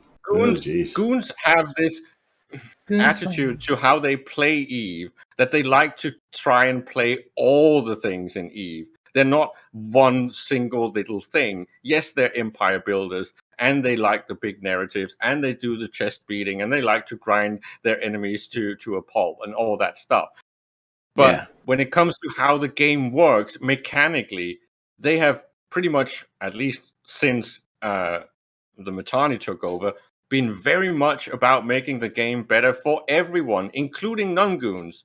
So I hate the whole goons bullshit that's in chat right now, because it's just a provable fucking lie. Well, I mean, just look at it, right? So Briscoe be here on the Meta Show, right? Great perspective, and truly an individual on the CSM, right? I think they're gonna have Angry on today. Well, that'd be good. I can guarantee it. And I thought that. Yeah. But I mean, when I look at the people that go there and from goons, I truly believe that they're doing something better for the game, not just for goons, right? The Oracle is the biggest example. Cut in, sorry, Eric. Go ahead. We've broke the world record. We're not sure. We don't know because local is broken. We're at 6.6 something by most people's local right now. Wasn't the world record like 6.8 something? 6.5? 6.5. No, 6,800. Nope. So the all right. It was reported that CCP confirmed that 8,825 real-life players representing 11,258 characters took part in the fight at FWSG, with peak concurrent players at 6,557. Huh. So by some people's local counts, this broke the world record for peak concurrent players. That's the school. Maybe. And a good thing to point out. As long as CCP confirms. Yeah, and let me finish my thought here, right? So, I mean, everybody said, goons mined the hell out of Delve and got super rich and got all these ships and blah, blah, blah, blah, blah, blah, blah. But you can't deny and you can't get around the fact that goons and goon CSM members said, do not do this, CCP, because this is what's going to happen. You are going to enable us to be super powerful, right? And CCP ignored them, right? So when you sit there and say, goons just care about goons and things like that, and I've been with McLeod and others, Spanx and things, when we saw problems with other games, when we could take over bases in other games and just destroy them with their own stuff, right? Just major problems. And we said, hey, look what we can do. You need to fix this in your game, right? And so, I just don't buy into it. I don't buy into the goons just want things to make goons more powerful. Because if that were true, the only people left in the game would be goons, and we'd have nobody to fight.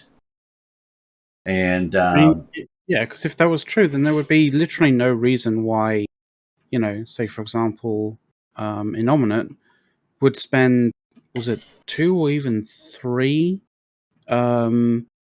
CSM terms trying to spotlight the fact that war decks were fucking broken and actually driving people away from the game. And that happens where? And when they did the numbers, right, they finally realized that what the players have been saying for years was true. And when they fixed it, it actually improved the game. I would still say that currently war decks are not perfect, not in an Upwell Eve. It still needs a little bit more tweaking and to make it better. But at least it fixed the horrible problems that we had, right? This is back to the fact that everyone says, goons are just lobbying for themselves. Well, goons are not that uniform, right? It's not this homogenous organization where everyone are horrible crabbers and just empire builders. There's everything in there. The groups in goons, because of the size, represents pretty much, I would say, at least 90% of EVE, right? In some way, yeah. There's probably a goon doing everything in this game. There's a lot of separate social groups as well that cater to different type of social kind of like real life social kind of like different social groups IRL that like are represented inside of goons as well. So it's just like it's you can't just say goons are this or goons are that. Like goons are all manner of different people. Yeah. With all different game objectives and things of that nature. It is so when we sit there and say, I hate dinosaur games, but like Dawn absolutely freaking loves them. Fuck you.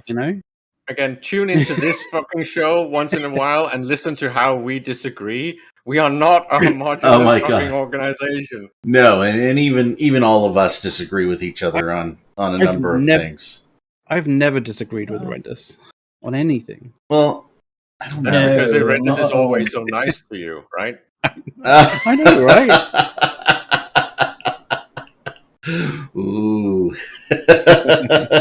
I do like this first time chat from a viewer, right? Have anyone ever heard Sothrasil disagree with me? Ever? Like ever? Yes. Yeah. Yeah, but you're not a goon. About every 5 minutes. How are battleship prices going, Caleb? Oh, in the right direction. Jita gates were officially closed. Is that true? Wash your mouth out.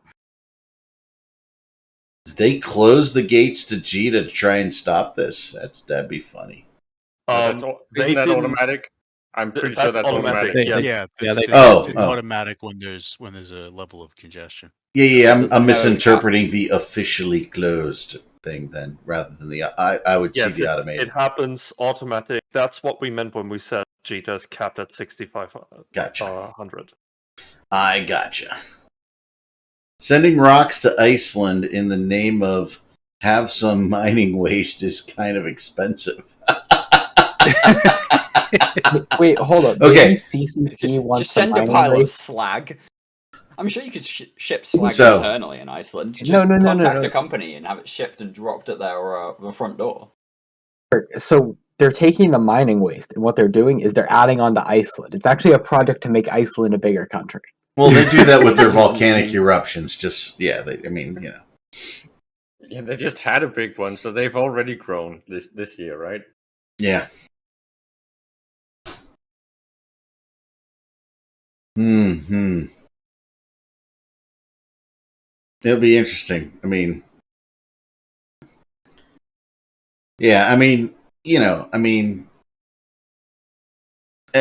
the other challenge I have is quite often, CCPers kind of lash out when they get things like this from us.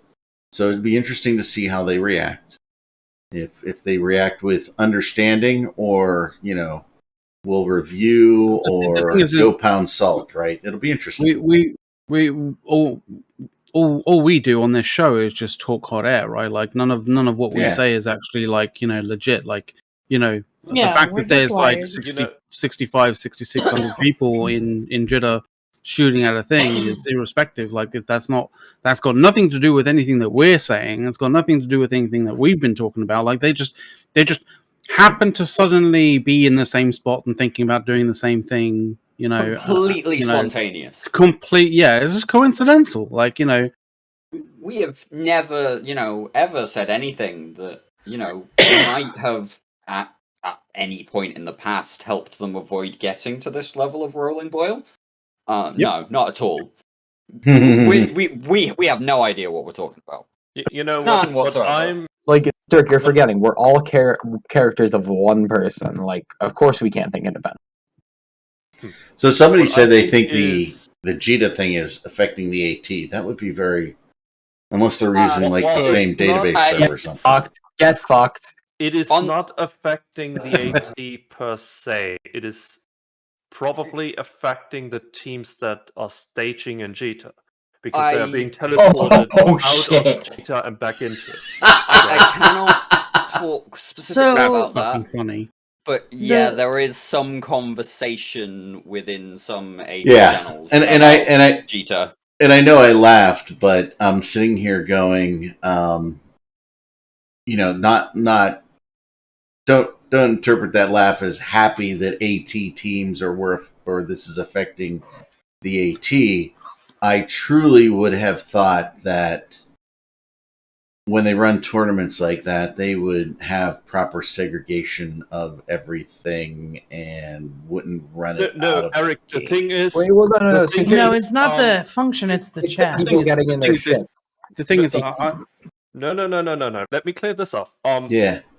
The thing is, during the tournament, the tournament is held in a part of the game that is inaccessible to players. Right. You and your team will be teleported by the tournament tool into that area, and once the game is over, you will be teleported back. You need to be in a station for that to work. Mm-hmm. Which station that is up to you and your team. CCP does not tell you you have to stage in Jita. All they do is say you have to be docked in a station. Which station? We don't care. It just gives you a station. Yeah, I'm just gonna... just typically used because it's the main market. You can get what you need. I'm gonna go ahead and just smug a little bit about the fact that the GSF AT team did not stage in Jita. We didn't know this was happening, but holy shit, if we'd made it to the second weekend, we still would have been fine. I just want to point out that the teams that are affected by this could have known that this would be happening since we announced this would be happening. Also that, they could have, spent some time overnight. Moving stuff to a different... just next door. Literally just next door. So, sorry, boys, but at the same time, not all that sorry. Sucks too. It's like the reason. Maybe if the developers didn't fuck up the game, the funny thing is, much like much like actual notification. Say that again. Is there an in-game notification? There is an in-game notification for the Alliance Tournament Weekend 2 Day 1 live on Twitch. Okay, that I just wanted to. Okay, I just want to make sure. That's a bit late or anything, but maybe it's oh god damn it! Is my mic not working? It's kind of cutting out. Yeah. God fucking damn it! I was basically saying if CCP didn't fuck up their game, their AT wouldn't get fucked up too. How's your publicity, CCP? Well, so, and by the way, that's the thing, right? Because I've never been on an AT team, and my thing with the AT tournament is, I watch it. Okay, I'm both glad and a little saddened about the fact that it's affecting the AT because, obviously, it's affecting people who, have been going above and beyond to get the AT working and all that jazz.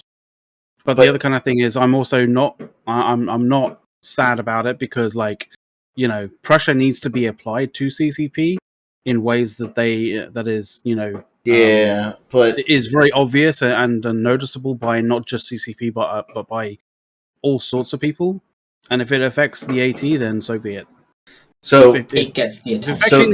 If affecting the AT kind of gets us to sort of solve or gets CCP to solve the issues that they have in the game, then it's worthwhile. Yeah, but so help me understand, Soth, right? This is for some people who may not understand, and I certainly don't, because I've never been in the AT or run one of those things. I've only ever been an announcer or watched them, right?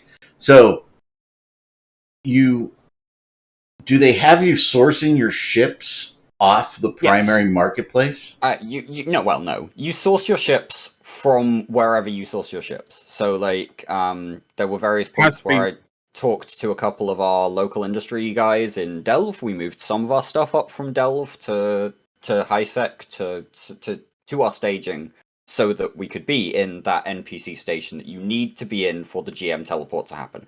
You get your ships however you source your ships. If it's all built in Null and you ship it in, great, fair play to you. If you buy it all off the Jita market, great, fair play. If you buy most of it off the Amarr market and just top up in Jita, all good. So you it has to be, but it has to be in Tranquility. It has to be part of the. Has to be sourced on Tranquility. Everything that you see is bought, built, purchased on Tranquility. Okay, so I'm going to sit there saying, so if I were the person who was designing how the AT works, right?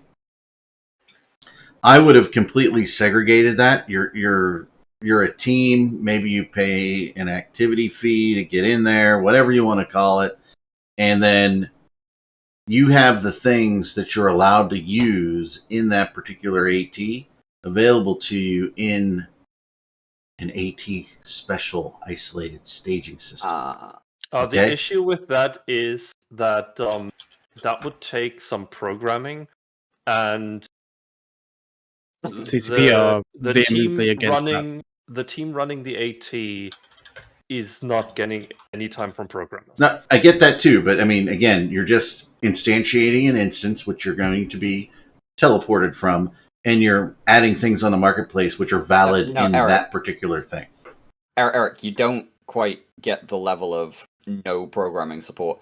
The entire tournament tool has been fixed from the ground up, programmed from the ground up to repair everything that needed fixing over the last year or so, as we've seen the Alliance Open and then the Anger Games and then this Alliance tournament. It's been programmed by a member of the community team on their off time. I do understand that. And I do understand that. It's come out in a better state than most CCP releases. And most of all, who had to teach herself programming before she could do so.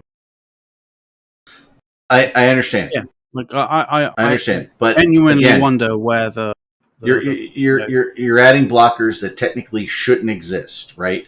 So this is simply an instantiation of that environment, and all you're doing is adding inventory.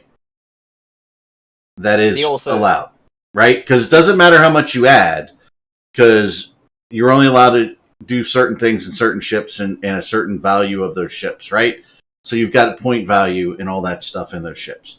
So the other factor there is that one of the big things about the AT that has always been a thing about the AT is that everything was sourced, built, produced, and purchased on Tranquility for real Tranquility prices. You know, the ships that get blown up in the AT are real ships that players have made. I get it.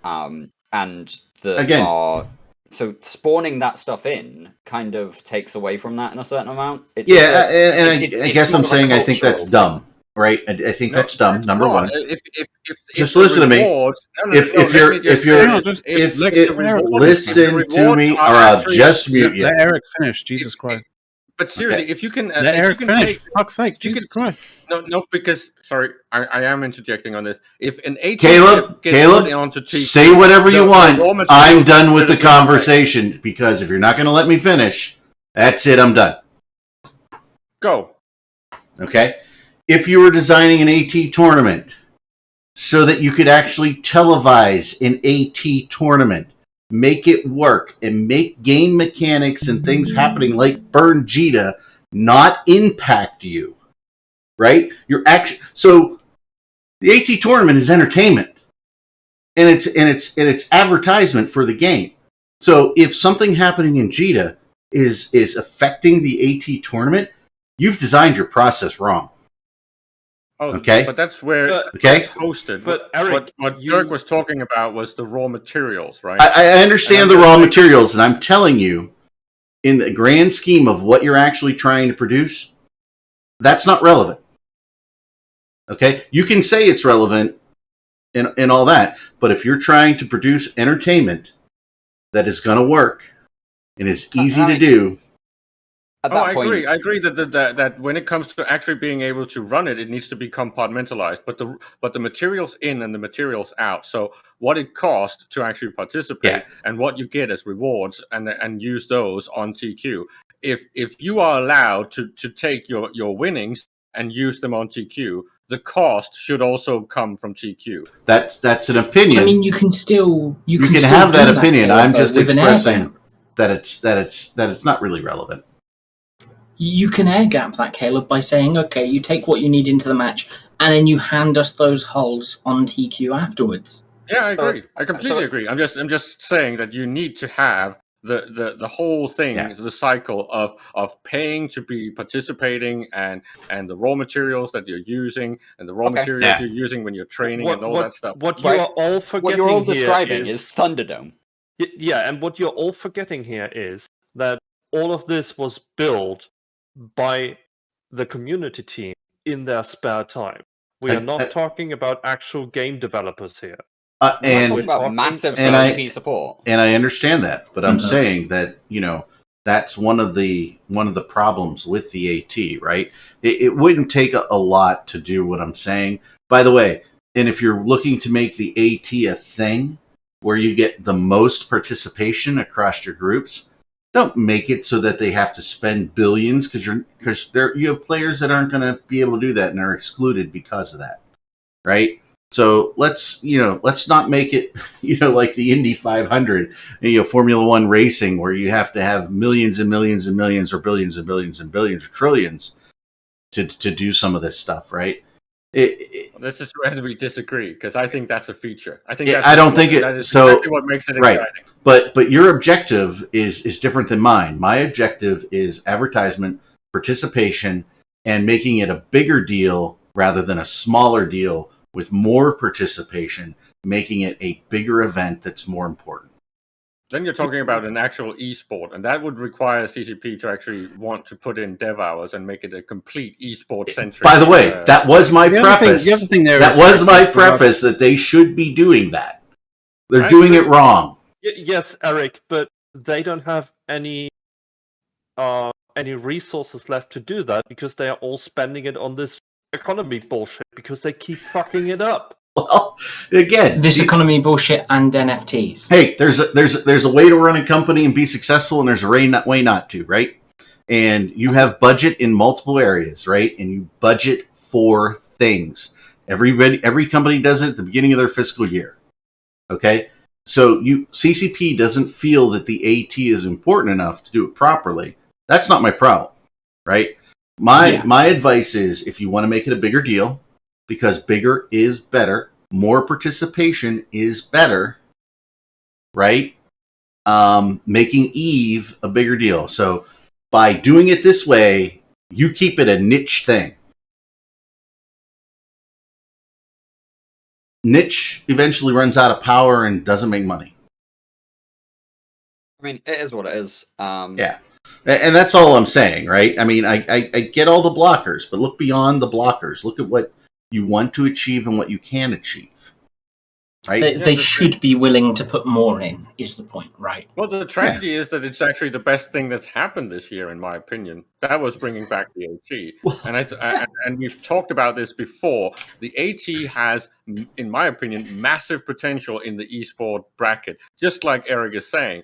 It's just you have to dedicate a budget. You have to dedicate some man hours and some actual vision on where you want to take this. If you don't, you're not going to get anything. And it's commendable that the CCP devs on their own dime or on their Google time has managed to actually keep this thing alive, because I still think it's one of the most amazing things that we have in EVE. And I think it would be a loss if we didn't. So I think we can do something that is a combination of the two, but CCP needs to decide to actually put some money behind it, because it needs a lot of work to actually become a valid esport. Well, yeah, and I'm not necessarily saying a valid esport, but just making EVE more exciting for the players. That's a level of interest. Go ahead, please, Sabargo. Sorry, sorry, Eric. I thought no. Go ahead. No. Go ahead. I'm going to make a very brutal comment, in all honesty, because you're talking about that they need to do this, and in future they should. I don't think there's going to be another AT. And that is yet to be seen, right? I think they were bringing it back this year and going to see how it was going before they brought it back full time, and it's gone very well. Today, it's gone very well, except for today. Well, that's again. It's a permanent black mark against CCP and this. That has nothing to do with the AT. No, but you know what the headlines in news media will be. No, taking the AT, taking this as anything against the AT, or making this about the AT in any way, any sign that this reflects on the AT is exactly taking the opposite message, and will just piss people off more. CCP is smart enough to know that, and I don't care. I don't care what the gaming media says about it, because the gaming media aren't the ones deciding whether or not to bring back the AT next year. No, but CCP didn't really want to be doing it anyway. You can see it by what they've done. Didn't do it, and they're not. No. And nothing that is going on. Nothing that is going on should impact that decision, because nothing that is going on has anything to do with the AT. Yeah. I don't disagree, Arendis, but as has just been said in chat, to CCP, AT is now going to be associated with this, right? That says more about. They're not that dumb. Sorry, that says more about anybody who makes that says more about anybody who makes those associations than it actually says about the event, because we're not here protesting the return of the AT. No, if we wanted to protest the return of the AT, it would have happened on the first day. I do agree, but you know how they'll take this. No, they won't, because if they do that, if CCP takes this as, oh my god, it's about the AT, then that would be just a sign that they are even more phenomenally stupid than people already think they are. Haven't the last don't give them the possibility. I don't think they're that stupid. And yes, I've been yelled at more than 3 or 4 times just this morning about, good God, stop giving them ideas on various Discord servers. So, CCP, if you are that stupid, and I've given you the idea to be that stupid, my ideas currently come with a royalties cost. I expect 1% of your profits for every idea on how to be stupid that you steal. You should match their NFT IP royalty and go for 10, Arendis. Yeah, I think you lose. No, because I don't want anything to do with NFTs, simply because I have no idea how those things could get properly taxed, and I would need to file. That's a fair point. I am now selling NFTs of Arendis's bad ideas. Can we create? Can we create Sprox in Eve? You can sell NFTs. You can sell NFTs of the presentation of my ideas. Yep. Yeah. And by the way, fun fact: Suthersill can't be taxed by the IRS. That's true, but also under the 1974 Berne Convention, the creative work of the ideas remains mine. It does. That's the idea. It is my IP. IP. Therefore, I will continue I will continue. I will continue to charge CCP royalties to license the IP of any of my bad ideas. Wait, so does that mean that Dawn should be getting serious royalties for this change? Yeah, that's her problem. She has not made it clear that she expects them to be licensed. Well, the problem here is she hasn't defended her copyrights. But you have to register it, and that's the problem with you guys. You don't have to register it. Yes, he just cited the legal. He just cited it. Nope. You own anything creative, anything you create as soon as you create it. It doesn't matter if it's registered. You have the rights to your IP. Not if it's someone else's tool. The point is that not if it's made for pay. That's true, Dawn. Yeah. So the way that whole thing works is that if you create something, the moment you make that creation, as long as you aren't involved in a contract that talks about you creating that for somebody else, if you create something on your own, and that's yours. That's your IP. If you can then go ahead and copyright it. You can then go ahead and put patents on it. That's fine. but those are all additional. Those are all separate. You have to register patents in advance. You cannot. No, you don't, Caleb. Nope. Yes, you do. I No, you encourage don't. you to go and check the 1974 Berne Convention. No, you don't. How the fuck Not would you just that register a horrendous. patent for something that you haven't created yet? Not just that horrendous. You have but to people are register it actively if you losing fights release it already. into the public without having registered, then that is public knowledge and public domain. No. Nope. You own the copyright on a thing the minute you create it. Registering it is just a formalization that will help you in a court. That is correct. That is correct. Go ahead and do some research on this one, Caleb. You will find we are right. Like, I've been reading on this the last few days because it's a pretty popular thing with NFTs at the moment that people seem to think, oh, I can steal their thing and sell it. No, because the owner still has the copyright. Mm-hmm. And they have been DMCAing people over it. Breaking news.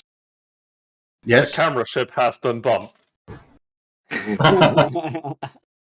Oops. So, does anybody have a more up-to-date local count than my 6,000 and whatever? I'm hearing 6,700 from ECM right now. Okay, so that's actually doing quite well then. We are. Yep, I'm still here shooting fireworks. By the way, my comments come from. I am amazed that anything on the main Tranquility servers impacts the AT. That's just boggles my mind. But it's the way it is. Eric, that's the thing. The AT is supposed to be part of EVE, right? It needs to be on Tranquility to be a part of. But it's segregated on a separate. It's a single shard. Right? Yeah, that no one has access to. It's not really part of EVE. But the thing is, if you didn't have it like that, out of that. Imagine a technical issue about any system that is potentially used as it could be code based, it could be network based, it could be anything, it could be population based, right? Somebody decided to have a big war in a particular system. These things should not affect you moving players into the AT tournament. That it's just fundamental process, right? Yeah, people can be teleported from Jita. They can be teleported back to Jita. Are you going to go back in time, like 12 years, and tell that first CCP employee that programmed all of this on his own, on top of the game that already existed, that he should change that? Yeah, and there are fundamental ways to do that. Absolutely. Remember, information system design is Eric. One of the 30 other things plus years, right? So one of the other things that you're overlooking, sort of in this regard, is from a player standpoint, like there'll be players who would bitch about like the AT not being fundamentally based in Tranquility because people would say that is very un-EVE-like. Like it's a thing. EVE is, it like one of the fundamental aspects of EVE is that it's a single shard kind of thing. And if your AT is segregated from that, then people will kind of say, that. Like, let's be careful in the use of shard. You are a single universe, multi-sharded. The point is that regardless of where you talk about the shards and how they interact and what have you, the point is that everything within Tranquility can interact with everything else in Tranquility. If you start talking except about the AT tournament, because we can't get there. You can't get there. Right? You can interdict the planning. You can interdict the prep work. If you gank somebody's freighter while it's moving in from Null, you've interdicted their AT. I mean, there are ways to impact that on Tranquility, and the issue is that if you didn't have the matches take place in a controlled environment, A, you couldn't enforce the rules nearly as easily. B, you'd end up with random fucking morons just showing up because they can show up. and having a further impact on. I mean, this is supposed to be competitive gameplay. Mm-hmm. It's not competitive gameplay in the same way as fleet versus fleet combat is. It's not the competitive gameplay in the same way as a low-sec 1v1, but it is very competitive gameplay.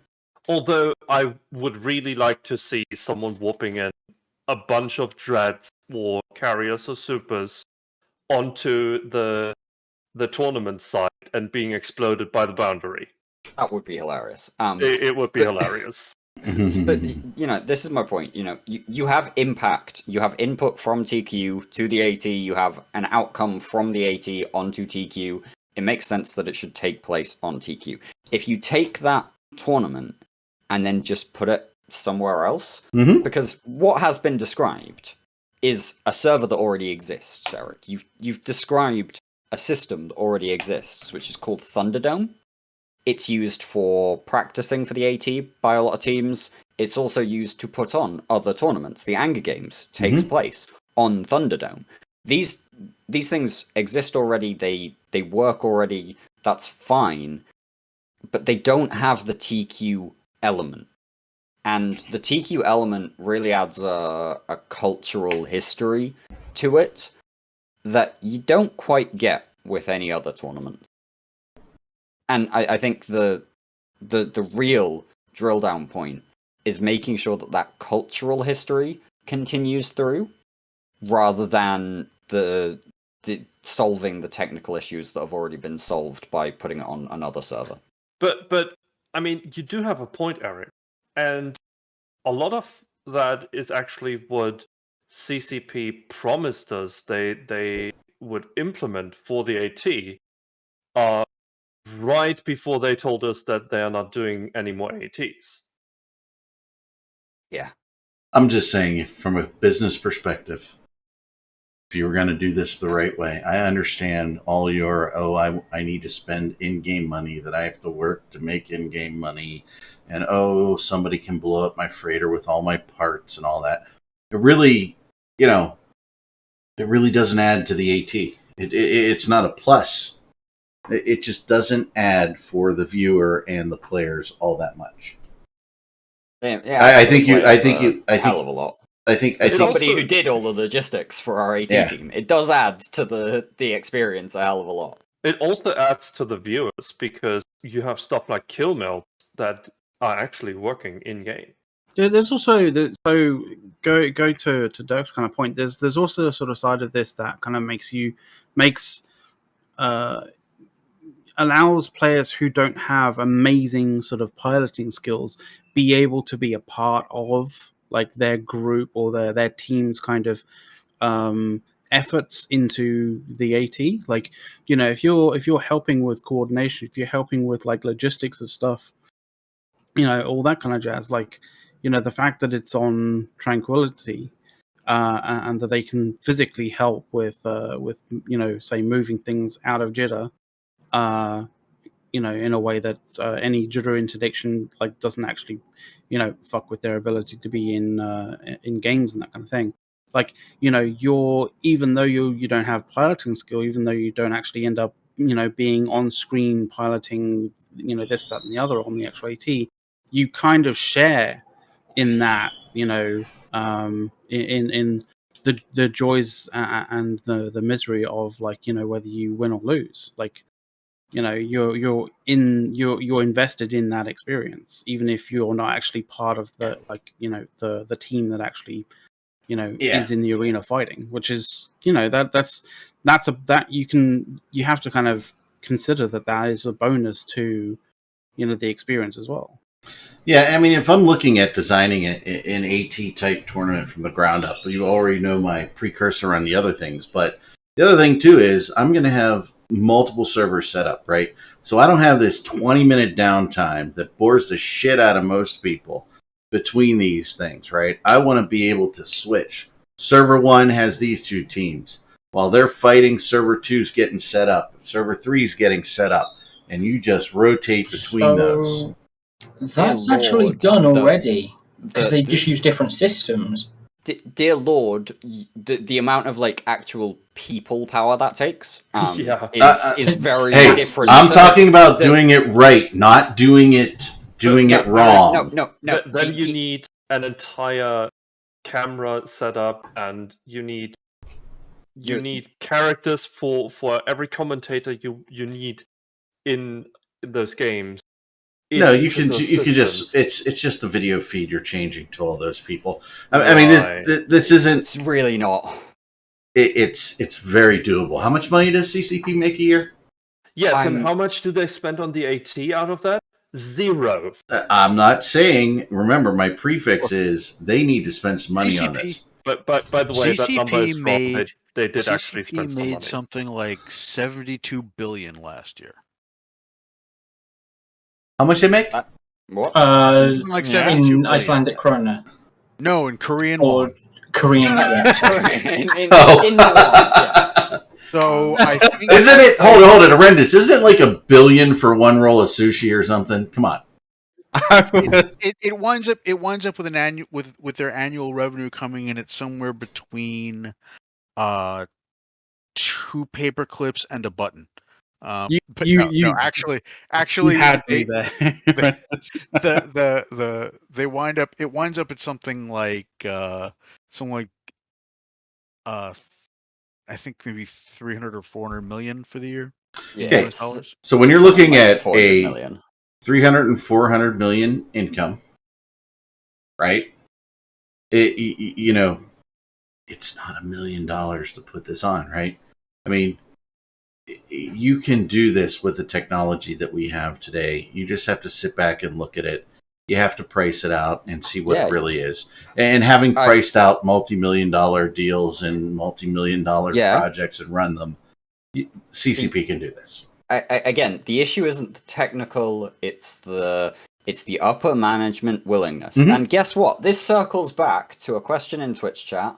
Who, somebody else came in and joined our stream and asked, what's being protested in Jita? It's the upper management and the way CCP I think we froze here. Hold on, let me take a look. Oh.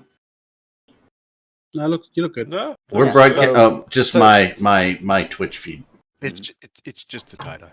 Yeah. So tie-dye.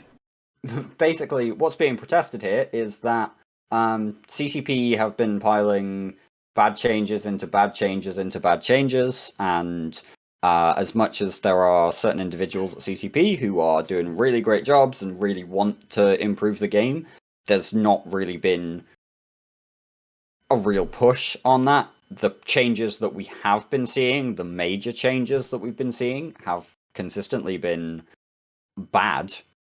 Like, that they're not good changes. They are changes, and it makes people adapt, but they're not necessarily good changes. And so a lot of the negative aspects of these changes could have been negated if they just listened to people, if they just discussed it, if they just decided to to gauge players, engage players in conversations about this, every player in every group, just like us, are all going to have differing opinions on tons of things, right? Sure, but you have to remember, and I've got to take off, so this is going to be basically my last thing. You just have to remember, when it comes to all of that there is one thing that remains true throughout all of EVE.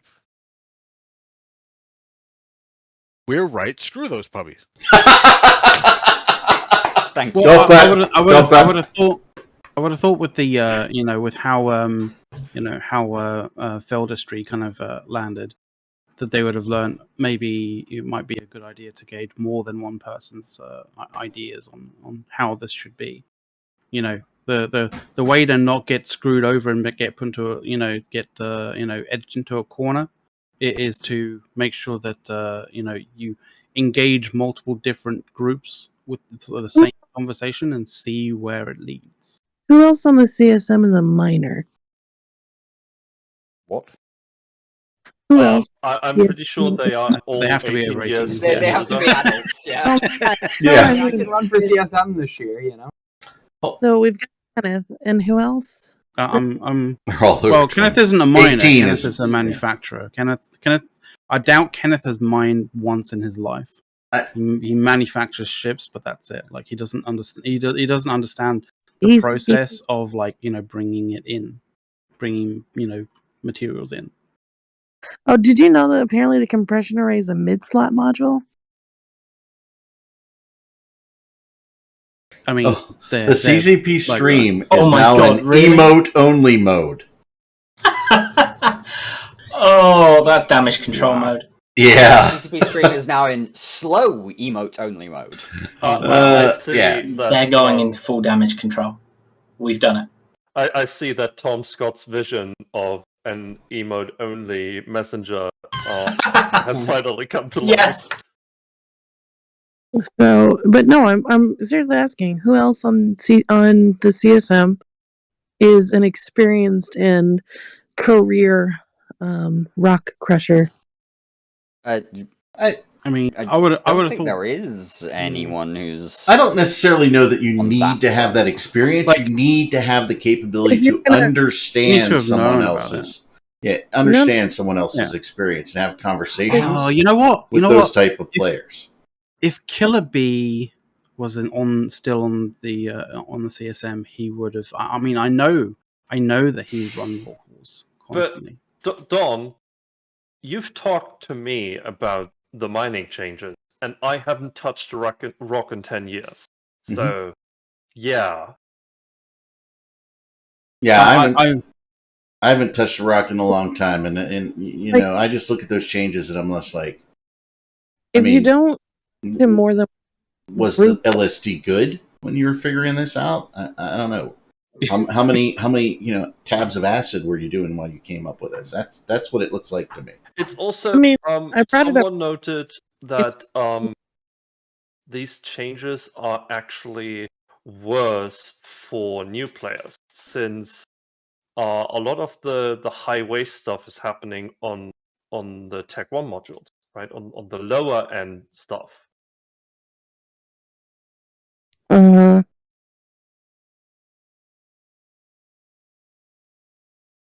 Hey guys, we always let Don speak.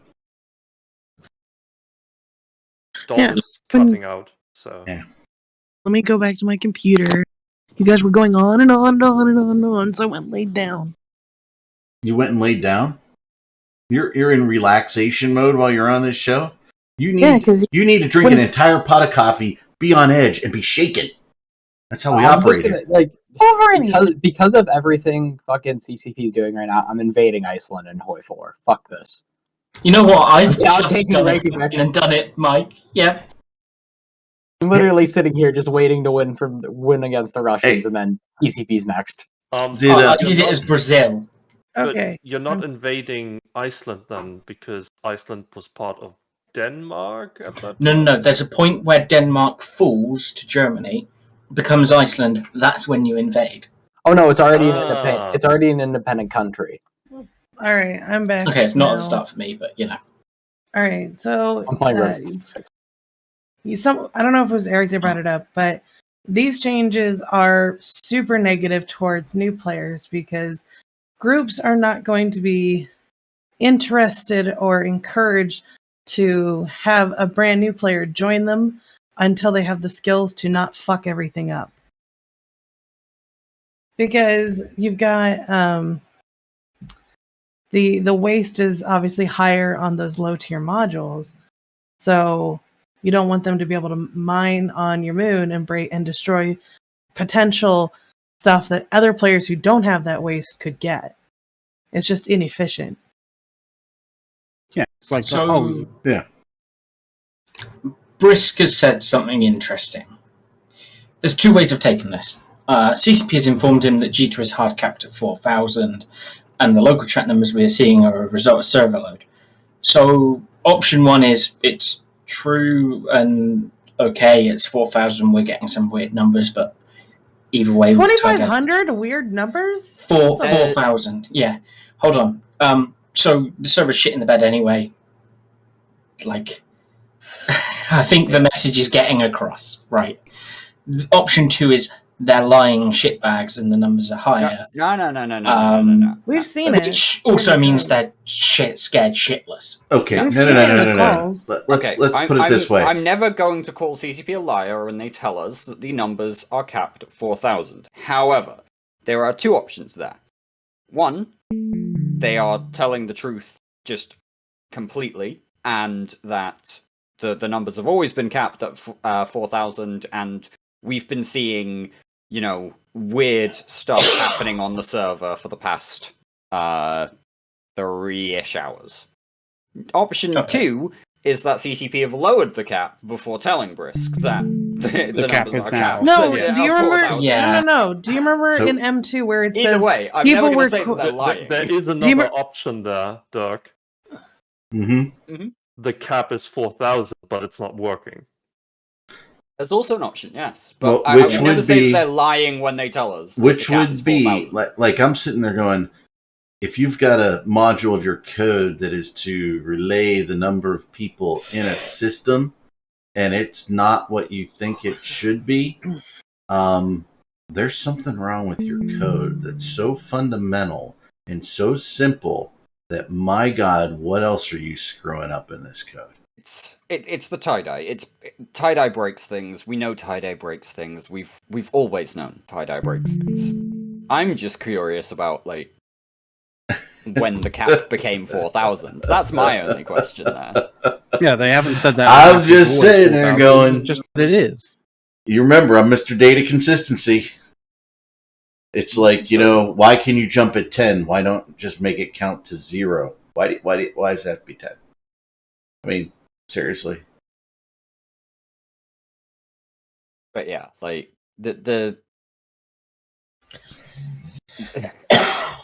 CCP turn around and say there were only 4,000 characters here, they're gonna have fun, because I know at least one person who has been copy pasting the actual character names in local into a spreadsheet to get their count, rather than relying on the in-game numbers. There's also someone what do we know what those numbers say?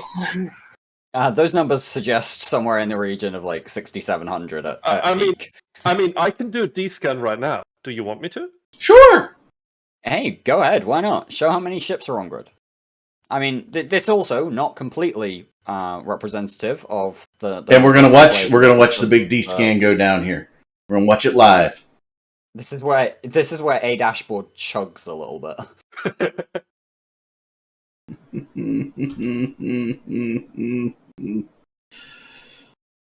I'm just, Wait. So Asgard 64. Tie-dye does actually go below 10%. Technically, it just doesn't get represented as ever going below 10%. It's below 10% tie-dye that things start breaking. I mean, I've experienced 0% tie-dye, by the way. Twitch chat is trying to say that 2,000 are docked, and so that somehow counts. I've experienced 0% tie-dye, and I've literally... it's cool. It's just, we understand the limitations of the number we're getting. We just want to see the number. It's an old station. It doesn't tell you the number. No, it doesn't. Mm-mm. But the point is that it's a system cap in terms of the way these things are coded, as far as we understand. It's a system cap. It's not okay, you can have... It's not an undocked player cap. It's a system-wide, this is the number of players you can have in the system. Right, but if you have more than those spaceships in space, more than 4,000, you already know there's a problem, right? Yeah. If we know that there's more than 4,000 ships in space, then we know that there's somewhere in the region of 3,500 to 4,000 people undocked, because there can be people that are ships in space. Many in space. How many you got in space? We're also getting reports of nearly 2,200 people in the station in Twitch chat. So yeah, I'm seeing 1,500 in space. Okay. Raincork said the players are revolting. It just reminds me of History of the World Part 1, right? I love the peasants are revolting. I know. I mean, as has been said elsewhere, rabble, rabble, rabble. Hey, the bottom line is... Yesterday did his best Marie Antoinette. The challenge is, right? I mean, I unfortunately I believe that this will be interpreted in CCP in the spheres within CCP as the players don't understand what we're trying to do, and we're right, and they don't get it. Wait, since we're here, that's my local can't say. What happened there? I don't know. You're doing something. Yeah, my camera completely spazzed out. But I mean that is my concern, right? People don't spend their day shooting fireworks in JITA at a thing for no reason. For no reason, right? And that's what I don't know. I've seen players do some dumb shit for no reason. Just saying. So, the customers remove Imperium from the game. There's a limit. There's a limitation, right? In what players should expect based on their demands. I mean, there is, because CCP is a company trying to run a game the best of their ability. But I think the challenges and the things that they've seen, some of their ideas have not been the best. And when we do a gauge of their good ideas, they are on the negative side at this point in time. And, I don't know what they're thinking in there. But again, they're not. I think they will. And because of CCP's history, I tend to expect them to react in a very negative way to this internally. Okay, rather than understanding, right? Because we know last time it was the monocle thing. We know that the apology really wasn't written by that individual, and that individual really didn't care. Had it drafted by the law team. So I wanted to bring this up for a while now. I think it's going to be really interesting if the media is going to pick this up, right? If there's any big gaming news site that are going to pick this up, and if they will reach out to CCP for commentary. It will be interesting. It will be. And that will be very telling to us, right? I mean, this is the sober side of the conversation. We yell and scream and do all this stuff and bitch and moan. But when you truly look at this from a rational perspective, I don't ever remember seeing this to this scale in other games when people get mad. They just leave those games, right? And the people talk about unsubbing and they will figure it out. No, they won't, because they don't figure it out. And plus, when you look at all of your nullsec folks, right, it's really not rational to unsub and then leave your space up there to get clobbered by somebody, right? Nobody wants to do that. So that takes that off the floor, right? You only have things like this to protest, right? So, I mean, this is the only rational way to protest rather than taking money out of their pockets. But, they're making money. Okay, they're making money, and as long as they're making money, they're going to be kind of allowed to do what they want to do. But again, I don't think this is an irrational reaction, right? What we tend to find is that the players within CCP do math better than CCP, right? There's a lot of unintended consequences on the CCP side that I think could be better managed by them. Really, I mean, that's it. Elias, let me talk way too long there. I got bored. I mean, no, there is a sober point to all this, which is that, at the end of the day, we can be here. We could be here for the next week doing this exact same thing, but until CCP until CCP have a conversation internally and then come back to us with a sober and serious response, we aren't going to be able to judge whether or not they even give a shit. No, I can tell you that they are actively seeking stuff, because I've been I've been reached out to. A couple other players have been reached out to for feedback or ideas. I'm aware of that, but and look where it goes. No, I mean right now, not like Dawn. It doesn't matter, because this comes down from fucking Rattati, right? it doesn't matter who is reaching out unless it's him and Hilmar. Maybe it is him. I'm aware of. Maybe Bard, you should like. Yeah, let's not discount that, right? But so. Like, go ahead. Reaching out for feedback now. They've been reaching out for feedback since before the industry changes to various players, and I know of a number of people who were contacted by Ratati and by a couple of other CCPers on this topic and a couple of others, and this is still what we got. And this is still where we ended up. I just want to remind everyone, someone pointed it out in chat, they dropped the devblog late on a Friday. Yeah. You can't tell me they did not expect this to happen. That's exactly what you do. That's exactly what you do when you're, trying to fucking tank something that you think is definitely going to, for anybody go badly. To describe why that timing is bad for anybody in Twitch chat who doesn't quite get it, or for any CCPers who may listen back on this and don't quite get it just yet. When you drop a dev blog at after 4 p.m. on a Friday afternoon, when we know that most people are either out of the office already or on their way out of the office, you are basically saying to the people who you expect to read the message that you are dropping at that time frame that you do not want to be looking at the responses until your next working day, which for most people in the real world is Monday morning. You're basically kicking it out at the end of a week so that you can take your weekend off and come back to the shit show later on. You're not planning on actively dealing with it. That's what you're implying. Hold on. Let Caleb go next. Time out. Let Caleb go next. I just want to point something out because I don't like the whole pointing fingers and blame game and directing hatred at specific CCPers or even at CCP Caleb, it's time. Could you wait till I'm finished? Yeah. Because what I find is the biggest problem here is that CCP has removed or gone away from what they used to do in the past. With actual roadmaps, with actual communicated vision, with actual good communication back and forth, even with experimenting with things like focus groups or using the forums or other things to actually communicate with us.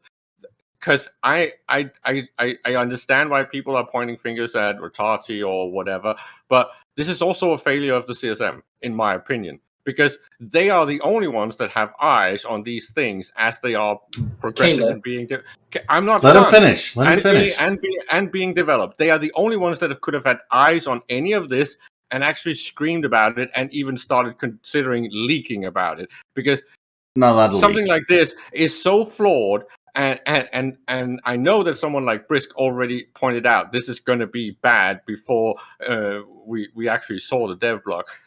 I don't understand. Is it CCP that isn't listening? Is it the CSM that's not actually communicating this? The point is we have to go back to the point of how we did this in the past, with proper dev blocks, with actual plans, with actual visions, with shared communication of where is this thing trending, what is the goal. Like, take something like when Quant was presenting data, when Rise was presenting data on, this is what we're going to do to the doctrine meta because this is where things are trending. This is how many ships are dying. This is how many ships are not being used.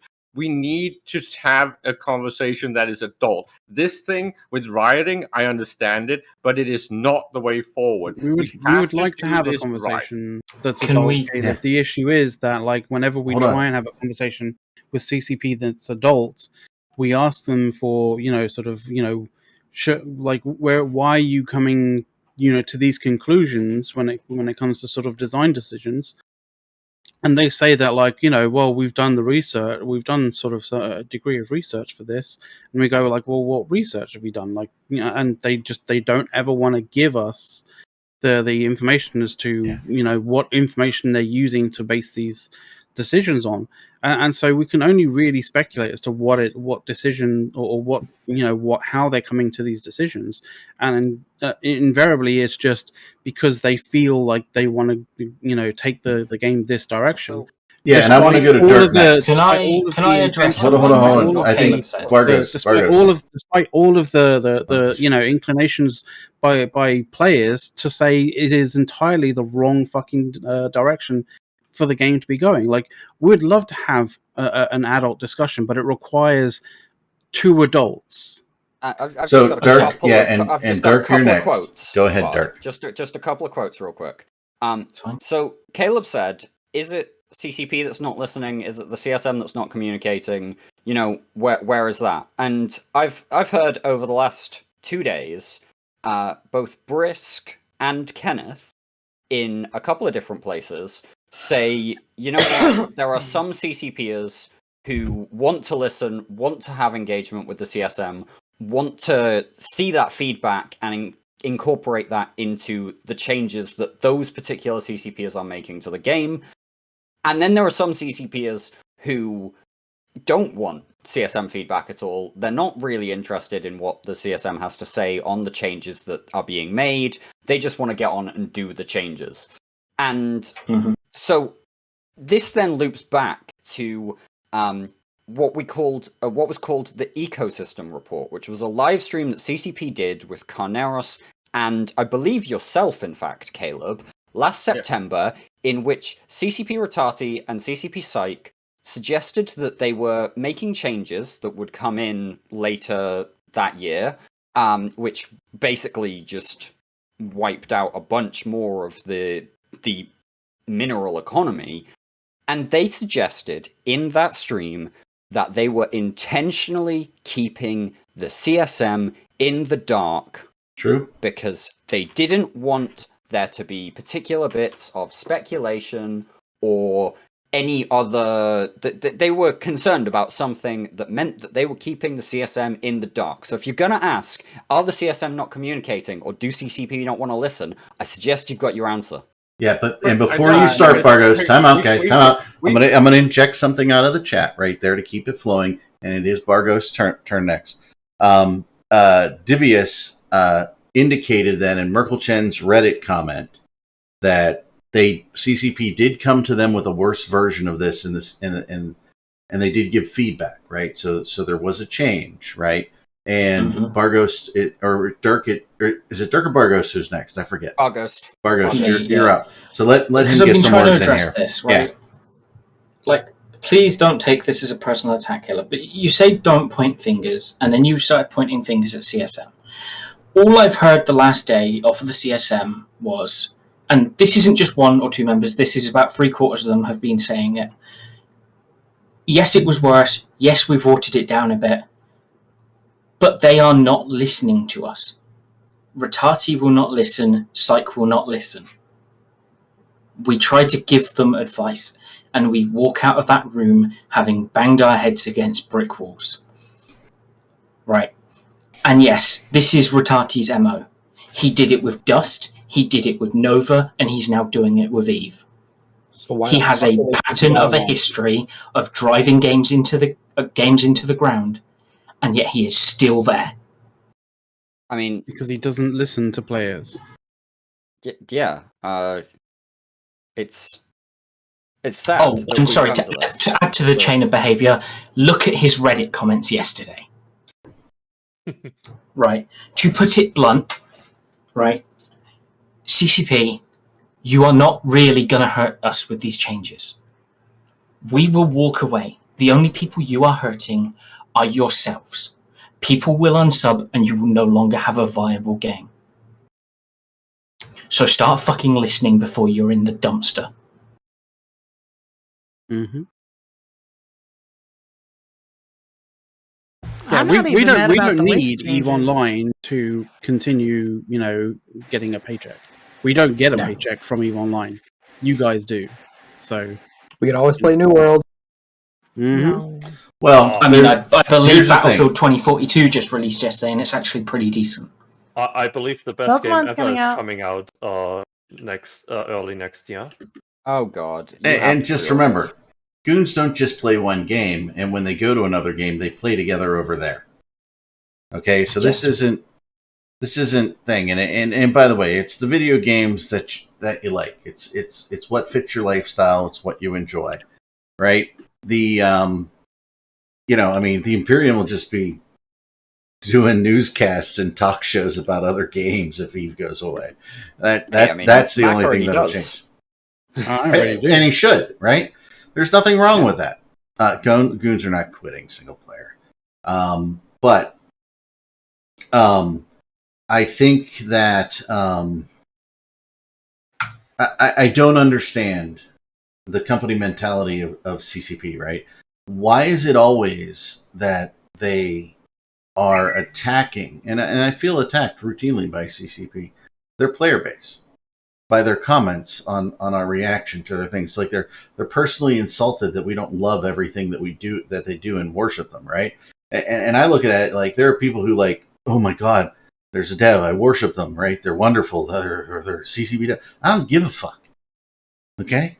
I don't care. I will have a conversation with any one of them at any time, private, public, whatever, and say the exact same things to them about what they tend to do wrong.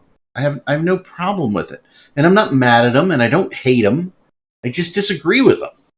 I'm kind of mad at them, but I don't hate them for sure. I'm mad at them because, like, as we say time and again on this show when we are slating CCP, which, I'll be honest, is not an unusual occurrence. No. But, we make this commentary and we make it quite so blunt because we're trying to get a message across about a game that we've all spent decades.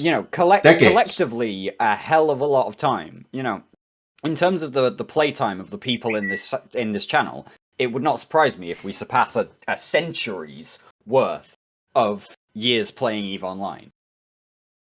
We want EVE Online to continue. We want it to be a good game. We want it to be something that can grow again and be engaging again. And we see, changes and changes and changes that are bad. And then we see, like, you piling on top with NFT bullshit that nobody asked for, nobody wanted, but we got it anyway.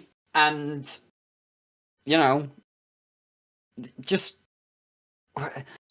we make the criticism because we care, not because we're trying to make you feel like we hate you. Because we don't hate CCP.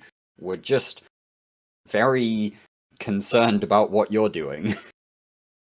Well, yeah. Okay. Go ahead. The point is that you can't make a game by committee, right? And the amount of feedback that CCP can potentially get from its player base is chaotic at best and not really a proper mode of communication, right? We do not have a good means of communicating with CCP, not just as customers, because we're more than that. We're also stakeholders. We're basically running the show. We run the game because of the nature of the game. So that means that CCP needs to maybe not collaborate and let us be armchair collaborate and listen, because that's horrible, right? And I know that we could again go back into the some CSM members having too much influence on the direction of the recent patches. Anyways, the point is, the CSM is not an armchair developer group, and it shouldn't be, even though some people that run for CSM think that it is. It is supposed to be a red team, which is why it is funny that some of the best members there are the ones that actually prepare their stuff, do presentations for CCP, say, this is how this stuff works for us as players. What you have created is being used like this. Because even though CCP can pull a lot of data, they don't necessarily understand how that is done practically and what motivates players to play these things. This is why this patch is so wrong, because people like Dawn and even me, right, we have ideas on how things are supposed to be when it comes to resource gathering. And it's supposed to be fun. But in my opinion, it's also supposed to be a little bit constrained with speed bumps and scarcity and volatility and all that stuff. But there's this okay to stuff have is challenges. not doing that. It's just not doing it. It's nothing in the realm of what we expected or asked for when it comes to what needed to be done with the game. And I feel like they've wasted a lot of dev hours on something that is fundamentally wrong. When it comes to ecosystem and economy stuff, sure, they need some dev hours, but in my opinion, 90% of it is just turning knobs a little bit. It is not something that requires a ton of time. It's just something where you sit down, you say, what happens if we turn this style or this style? What if we put this much material into these blueprints? You don't have to fundamentally change Eve to fix the ecosystem. Some things needs to fundamentally maybe be changed, like dynamic distribution and all that modern AI-based stuff. But the majority can be fixed with just turning a few knobs or inverting something that's actually working in the wrong direction. I'm going to ask the group a dumb question. Can I? Yeah, you go, Eric. Okay. How many people here have done a lot of mining in their life? I have. Okay. Ton of mining. What's occasionally? What's the most fun about mining? Give me one thing. Each one of you. Being in a group and mining. Being with a group. Being with a group. It's literally because it's somewhat a low, you don't have to concentrate much about the activity. Like, you can. It's an activity that you can do with a bunch of people, with a bunch of friends, and have a conversation with them at the same time. And it has moments of high impact when you're, fights start happening, but it's not constant. It's a right. You have to have your certain people who have their alts out there as scouts, keeping you safe, doing stuff like that. Yeah. People are, maybe drinking a few beverages. You're shooting the shit. You're developing relationships. It's a high social interaction. Yeah, it's a high social interaction thing, but it doesn't have to always be a high social interaction thing. No, like it can be a situation. Like you can have situations, or you can have versions of it that are intense, right? That requires focus, that requires coordination. Yeah, but let the players choose which one they want to go at. Let me finish this one, right? And so, but the overwhelming was it's social. Basically, I have time with my friends. It's a little bit of relaxation from a hard day of work, all that type of stuff. If CCP wants to make mining engaging, it's not the game engagement that makes it all the time. Not that we can't have special things that are a little more intense and some other things, right? Maybe a little more rewarding too. But CCP has to look at the social context of this game. And I think their changes tend to rely on the non-social context, right? And Blackout killed it. Just killed it. Killed the social interaction of tens of thousands of players, right? Yep. And they couldn't get it somewhere else, so they left the game. Because I have many personal friends who left the game because of Blackout. By the way, Blackout, one person's idea. Okay, so dictatorship isn't always mentioned, right? So, so when you look at that, right, Eve is a multi-faceted game. Okay, and that doesn't mean you take all the risk out of mining. That is not what I'm saying, folks. Right? That you have to have the risk. The risk was part of the fun. Right, we also had our alt sitting in our capital ships, there to protect us. We were there to play all parts of that game. We just happened to be mining at that moment, right? So I think CCP tends to be siloed in some of their viewpoints and what they're trying to do, and really doesn't necessarily. Well, we go all back to this. They don't understand how players play their game, right, and what it means to them, right. And bottom line, Eve is a product. It's a product to be sold. Okay? And everything that you do with Eve as CCP should be enhancing that product and showing people who are not Eve players and people who are still Eve players, because retention is important, because there's a cost associated with acquiring a new player, right? That you should make it someplace that people want to be.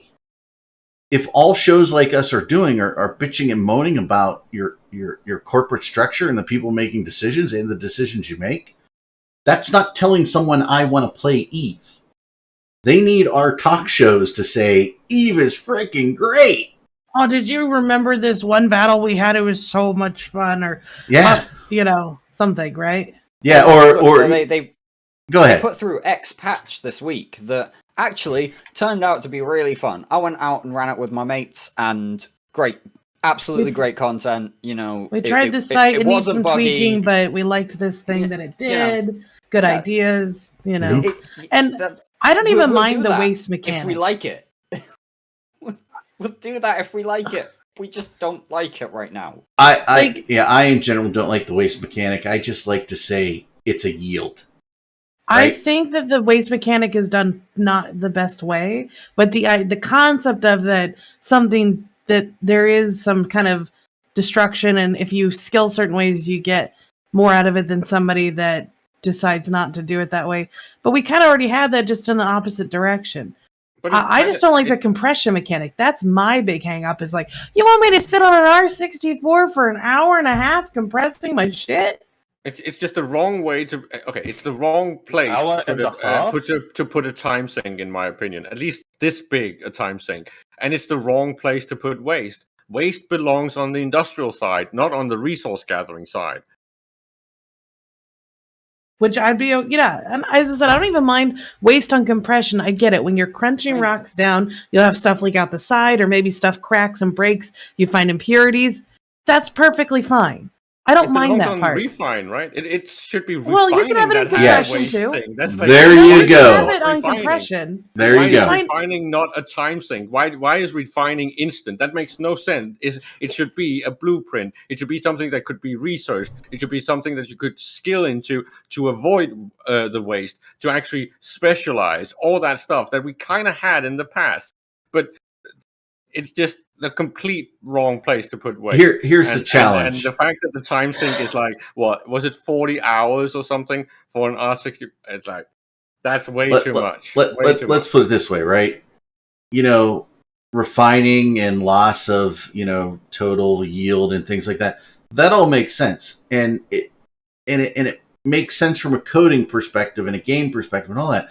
But Jesus, don't put 4 levels of waste in the process. Yeah, okay? You only need 1 level, because maybe 2. Yeah, and it shouldn't be an externality. It shouldn't be this tragedy of the commons that Ash called it, where you're destroying it for other people. That makes no sense. Where is it going? Why does it become waste at that point? That's not where waste happens. It's like the bait and switch, right? I gotta, it's like, okay, I'm going to give them more yield, but I really don't want to give them 100% more yield. I only want to give them maybe 50%. So rather than just making the yield 50%, they've got to somehow take yield away. I mean, it's just like, don't write code for the sake of freaking writing code and rules into the game for just to have more rules. Okay. And this is where I would like to go back to simulation. Seriously. Maybe CCP needs to think about the game a lot more like a simulation. So every time they look at a design, make sure that it fits with what happens in real life and that it fits with the Eve lore. If it does not, if it makes completely no sense to anyone in the equivalent real life business, maybe you shouldn't do it. So, don't give fucking ISK stimulus packages that just plasters the whole fucking universe with ISK, because that makes no sense economically. Don't put waste on the mining drill. It belongs in the refining and the industry and the building stuff. That's the pipe that needs waste and specialization. You're turning the world upside down, and it's the same with where more activity gives more yields. Like, no, it doesn't. More activity, it gives diminishing returns, right? That's the way reality works. Look at simulation, think about reality instead of this whole thing of thinking about it like a game, because it's not supposed to just be a game. I don't care what Dunk says. It's funny, but Caleb, they're not really turning the world upside down. I mean, they are, but they're not really doing it in that way. Basically, what they're doing is they're turning every player who ever mines upside down individually, shaking their pockets and stealing some of the loose change, before they then send people off to build things with the money they've left them. and hitting them with VAT. We need. It's a weird analogy, but like we need a beam of basically- CCP going to each Eve player's house and searching under their sofa for change. That's what we need. Can I address Why a you comment stop from the, chat? the flip side is, and commenting on chat, like building a Dread or building a Titan should not be as easy as some of the entitled Eve players think that it should be. It shouldn't. It should be hardcore. But to get there, we have to kind of roll back. We need to give Titans and Dreads the utility they deserve so people will use them and lose them. Right now, there's no incentive to actually put them into the field. And putting them into a crab site is the most horrible idea I've ever heard. Right. Can I address something from chat? I've been kind Please of do, waiting Barrios. for a bit. Please do. Okay, there was a comment back. You know, a minute ago where I said that CCP are going to cause their product to fail. Someone kind of made a comment in return with, look at mobile games, less players but paying more is viable. Yes, in mobile games. Not in a simulation MMO where every function of the game relies upon itself to self-sustain. At this point, we have the capability for a full-on death spiral to occur if industry is kicked out from under us. Because once industry goes, PvP goes, and the fun goes. And if PvP goes, no one's using ships, so stuff like industry that is left is completely gone. Exploration will be gone. Ratting, well, what's the point in that? Because you've got nothing to buy from the markets. All it takes is one pivotal leg of the game to fall out from under it, and the game has gone. No matter how many people are paying more. Did you see how expensive it's failed? Before we keep bitching for another hour, how much time do we have left till the meta show? We have an hour to the meta show. This is normally when we stop. No. An hour ago is usually when we stop. No, we go daylight savings time. No. Yeah, daylight savings times. So normally we run the show from 1 to 3 U.S. Eastern. It's 3 U.S. Eastern right now. We started an hour early or 45 minutes early. So thank you everybody for listening to us bitch and moan for unlimited time and watching Jita implode. We do appreciate it. We do have one bit of good news. Dreads have gone down by 500 mil. Oh boy. Woo! Yeah. So I'm just gonna slow clap real quick for us for spending the last 3 hours almost bitching and moaning without really covering too much too much of the same ground in the same way.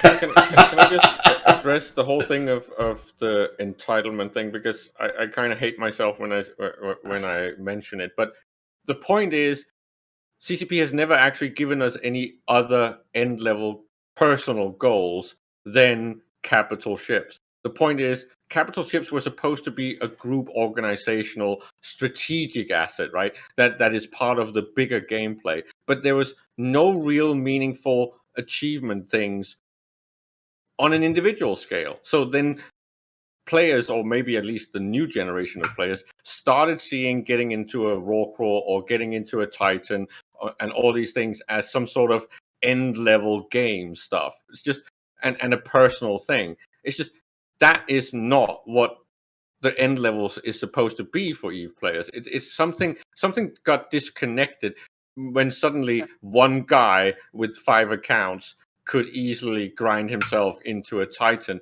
That was never supposed to happen. It's a mistake that happened because of the lack of development in personal goals, I think. And I find that a little bit frustrating that there is no personal goals equivalent, that the thing I'm supposed to do is get into a Titan or get into a rock wall. It's like, what if I'm not? Well, that's not. It's create your own goals, right? Yeah. The thing is, most people just want biggest, shiniest thing, which is the natural progression. As Redline pointed out earlier, the M2 Keepstar was built by a single guy because that was his goal, right? Like, Eve is a game of finding your own goals. Well, the point is that it used to take 50 plus people at least 3 months to get you into a fucking Titan. That to was get a one very Titan long for the time group, ago. right? Today That we're was at a the long point where time ago. it's a long time ago, but the point is that the strain held on all the way up to the Rorqual boost the first time around, right? When we got Null first and the Rorqual boost was when the whole thing broke, because then they also brought in SP injection, and it's like they just removed all these bumps, and bringing them back is gonna feel like shit. So you have to do it gradually. You don't do it with these big patches. Here you go, new speed bumps, like, because then people will scream and say tedium and horror show and time steal. It's like, stop destroying my gameplay. Well, CCP destroyed the gameplay by giving you all these +5 Vorpal blades of instant monster slaying, but that's not what makes the game fun. We need to somehow was a reference. I we like need to that. somehow fix it, right? Without doing it the way that makes it feel like shit. I know where you're coming from, Caleb, but the cat is out of the bag completely and there's no putting it back in. Once they let that get far enough that both sides of the last war had 1,000 Titans, putting it back in only solidifies those two blocks as the dominant powers of the game forever. You might as well shut the server down at that point. Like limiting players' capability to build Titans doesn't solve the issue of 1,000 Titans in each kind of fucking block. I know how it just means they have 1,000 each and everyone else has none. Yeah, it just means that everyone's never going to get to 1,000 fucking Titans. Only those groups. Like what you have to do is actually you have to do.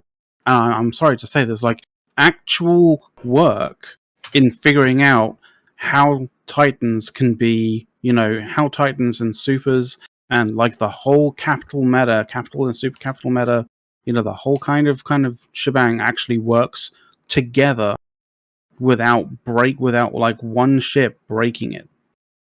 At that point you have to find a place crazy to make it so we can.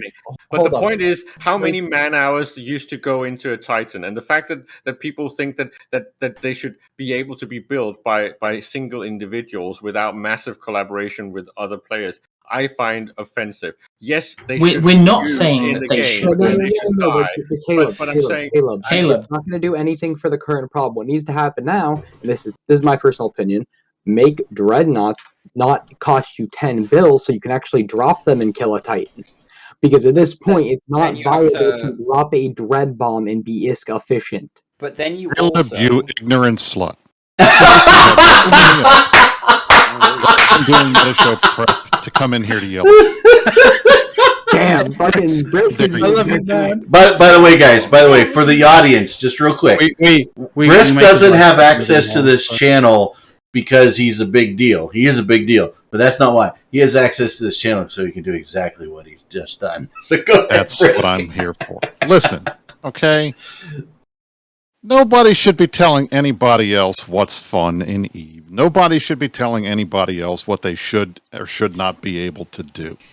The fact that CCP? Players were able to... Well, no, the CCP makes the game, but in terms of other people, there's no reason why any of us should look at what one person... If one person decides it's their goal to get a fleet of Rorquals and go out and mine with it because that's their end game content, more power to them. If they want to go and mine themselves into a Titan, more power to them. They're not doing anything that isn't allowed inside the game. And yes, what took a giant to do 10 years ago with the backing of a whole big alliance is something that a regular person can do just playing around. It's the same thing with like nuclear weapons.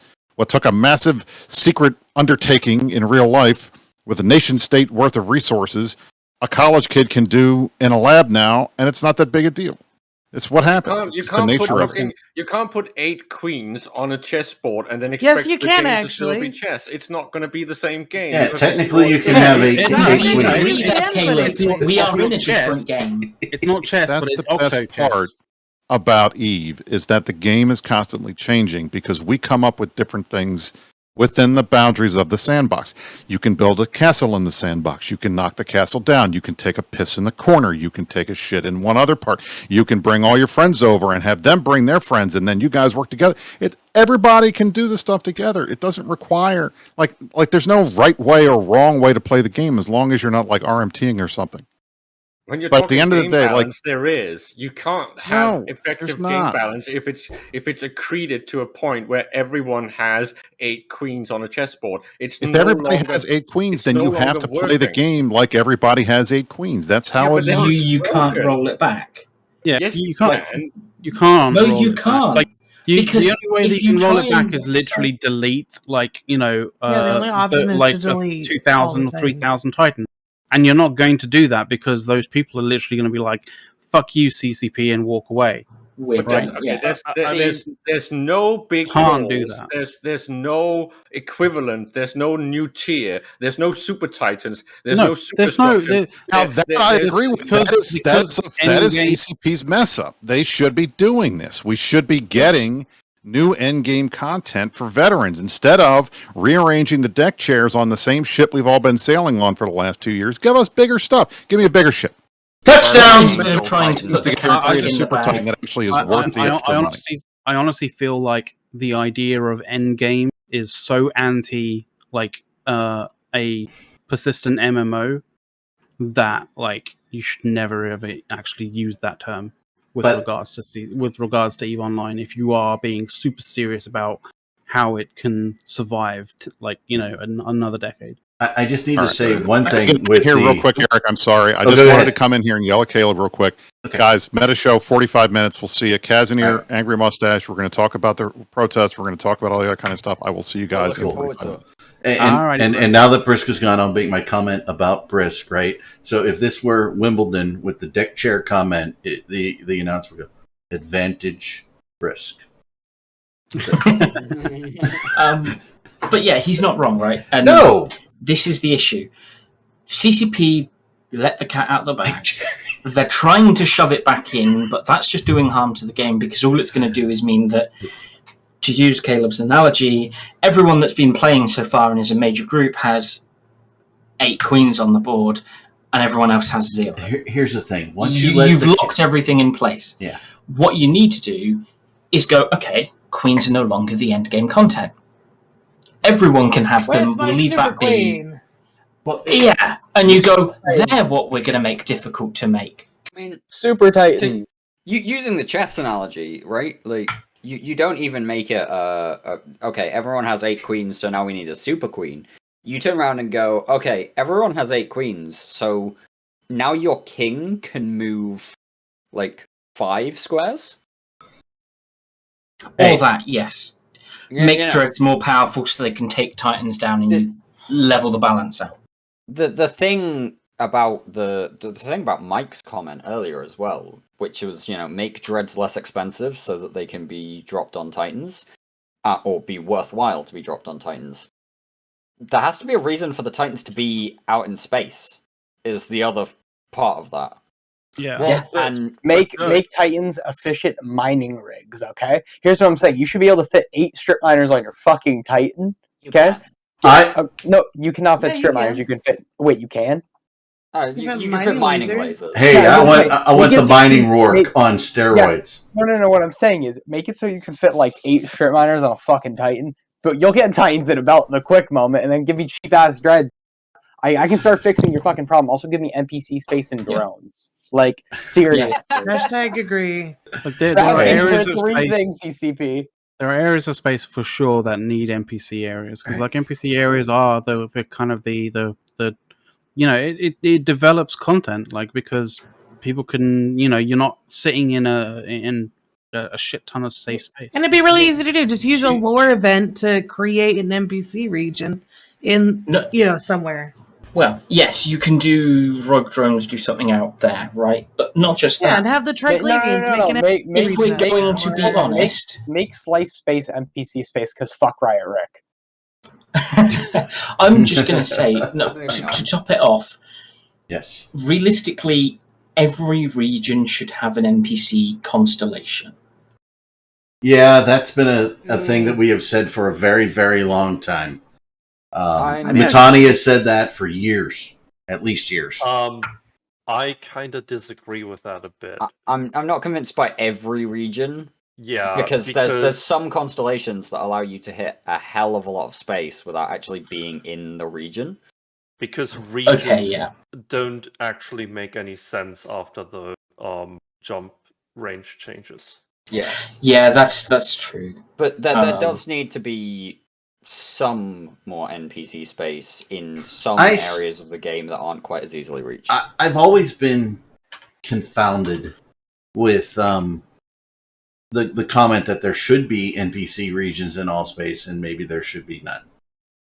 I've never been able to decide, so I kind of stay out of the argument. It's a tricky balance. It is a tricky balance to strike, as is a lot of the things that CCP try and do. Unfortunately, circling back once again to why we're here protesting with my local count says 55-50-ish, but apparently we have a backup protest section. We do. We do? Yes, that's a very backup good point, protest. There is a secondary protest currently happening in Perimeter on the Jita Gate. So if you're interested in getting in on the protest, there you go. And you're not able to get how do Jita, I protest the protesters? Is there a way to do that? Can I protest the protesters? Am I allowed? Yeah. How do I do that? Go murder them. Yeah, get a catalyst from Jita. That'll work. Get a catalyst from Jita. That'll work. Yeah, if you want to get in and you can't get into Jita, Perimeter on the Jita Gate, we've got a bunch more people over there. It's a thing. But where was I? Yeah, so to circle back to the reason why we're protesting. Dixie is the anti-protesters protest thing. So yeah, that was just okay. I mean, we can show a live count. Oh god, Redline's got it. The counter protest is sending your wallet directly to CCP. There you got it. Mine is showing. It's not the real Redline, by the way. 6,225. Here's the thing. One of the things that CCP has done, and we'll cut this off like at 3:45. That sound good, folks? It gives 15 minutes before the meta show. Yeah.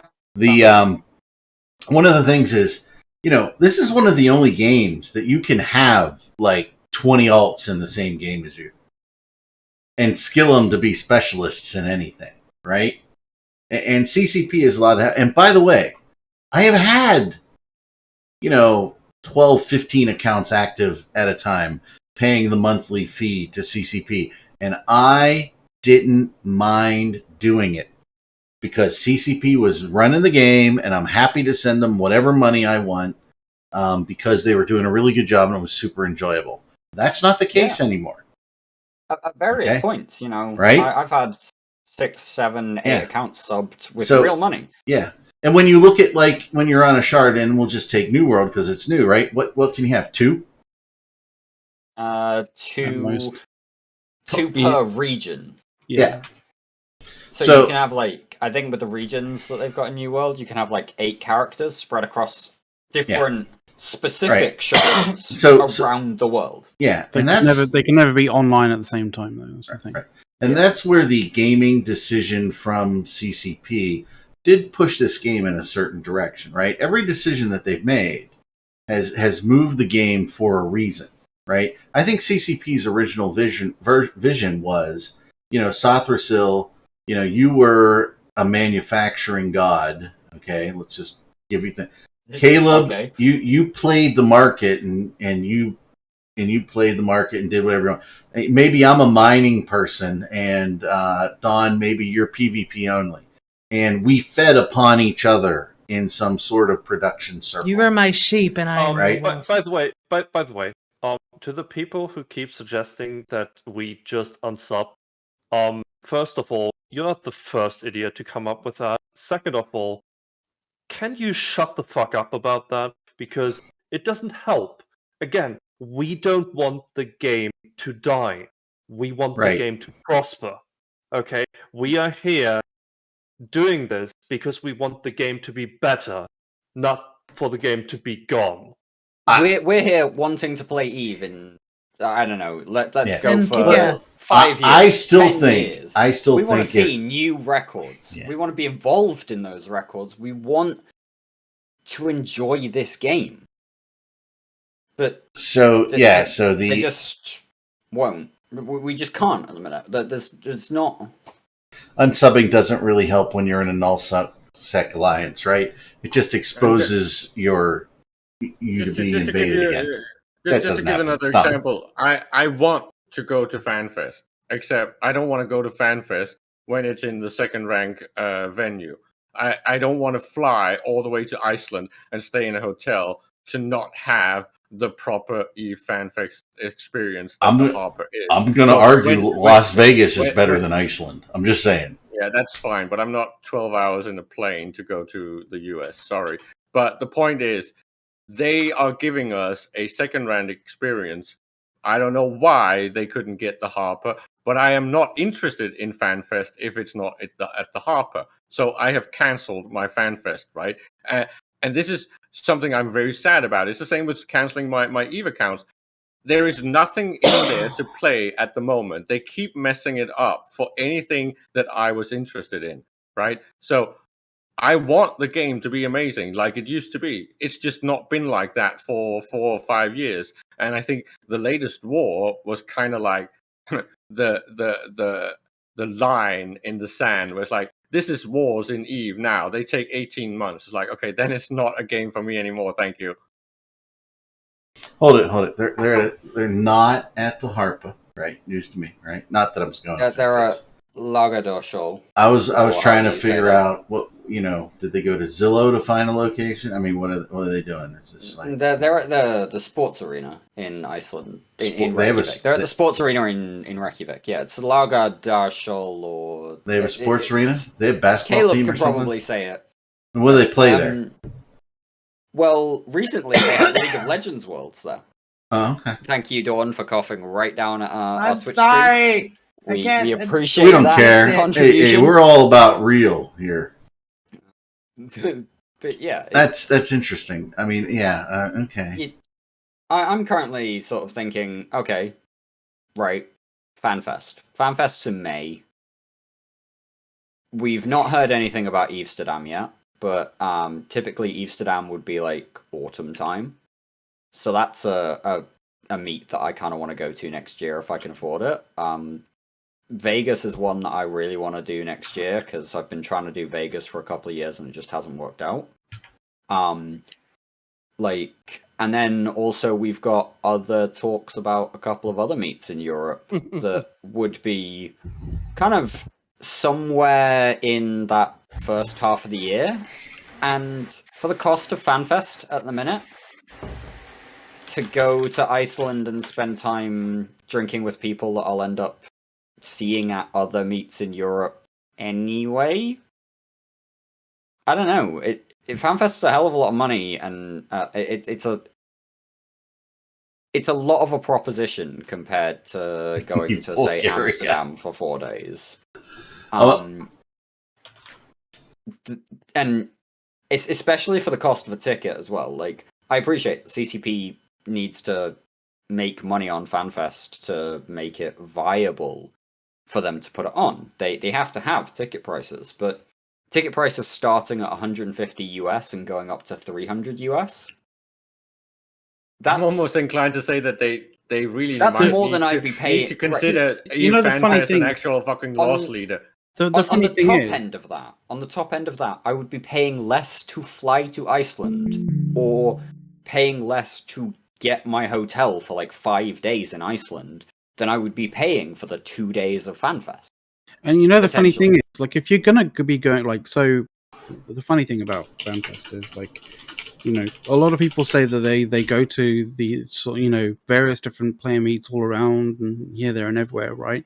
Because they want to meet up with friends that they play with and have drinks and all that kind of stuff, right? Like, that's the main draw.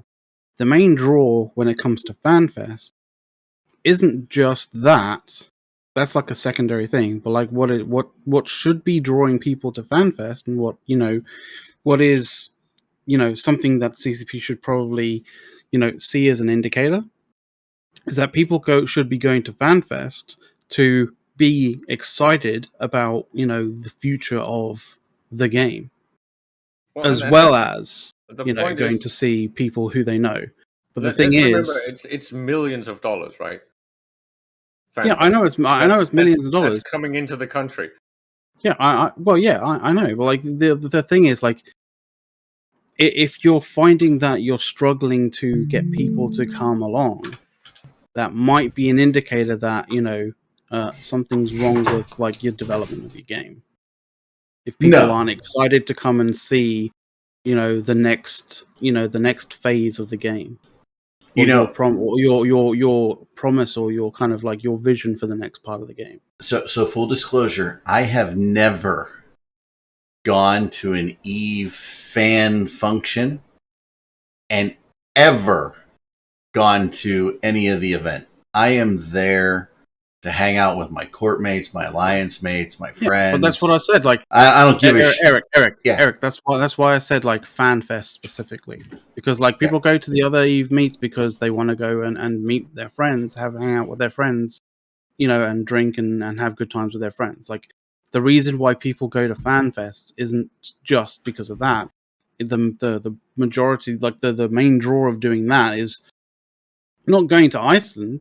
It's essentially it's, you know, it's getting first take on, you know, the you know, the furtherment of the game and everyone's excitement of that in that location. If I went to Iceland, it would be to eat whale with Caleb, drink with all of you, maybe go to that giant, disgusting, gross, grody swimming hole that they have and drink beer there, and sleep and eat. That'd be it. I still wouldn't be excited and go to anything. But that's you, and that's fair enough. Yeah. But like, what I'm saying is, like, I wouldn't go to like Vegas if they did Vegas again. Like, I wouldn't be going to Vegas to, you know, to you know, hear about the game. I'd be going to Vegas to meet Vegas you guys. Like, that would be the main draw going there. But like, if I'm going to Iceland, FanFest, like, I would be going there to, you know, because I'm excited about where the game's going and wanting to see, you know, where it's going in, you know, firsthand. Eric, I'm shocked that food has such a low priority on your list. It is very much just to hang out with you guys. By the way, from my city, we have a direct flight to Iceland. And right now, it looks like it's about $460. It's not too bad, honestly. I would have to go to Copenhagen, but the flight itself is pretty cheap. Yeah, but you have to go to Copenhagen. Hey, yeah. Copenhagen is an awesome city. In America, Copenhagen, that's just one of those, you know, dips that you stick between your cheek and gum. Get that mouth cancer.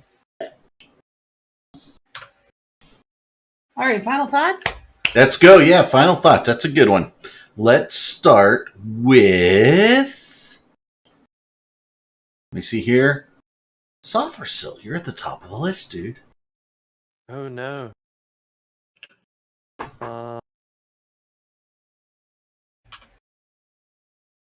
In fairness, he put himself on the top. Oh, my God. Are you out of words? I mean, do you have a word limit? I'm out of words. Yes, I'm at word cap. Word cap. Okay. You could just say, "Hope everybody has a great week." I mean, I could do the usual and tell you guys to go over and also watch the AT that is currently going on, because if you ask me, it's the only good thing CCP has done in the past years. So yeah, there you go. Please do support them, because the people running the AT are not the ones who are fucking up these changes over and over. All right, Barghost.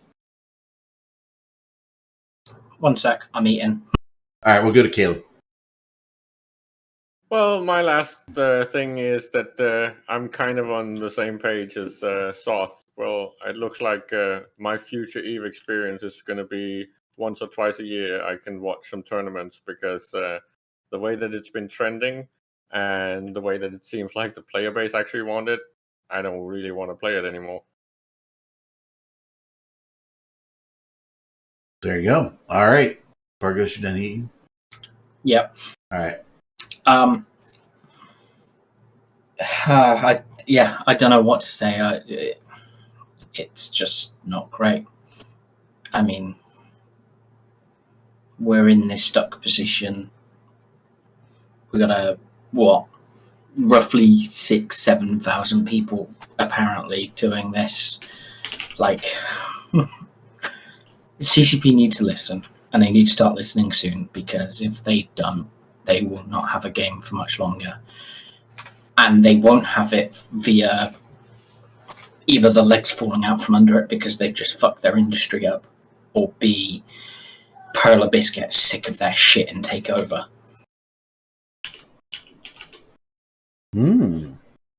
Nice one. Dawn, you're up. I hope everybody has a great week. And my final thought is that the waste mechanics, while I don't like how they are right now, I can work with. We can find some kind of happiness with the waste mechanic. I get it, whatever. It's the compression mechanic that is really the problem, because all the calculations people are doing are on atypical moons. And if they did it on the R64s that are 50% or higher, which we have plenty of, you'd be looking at a lot longer on compression so you still need a huge fleet of oracles to do it. It's just that now so the compression mechanics are actually the biggest problem that I see right now, and they need to be changed.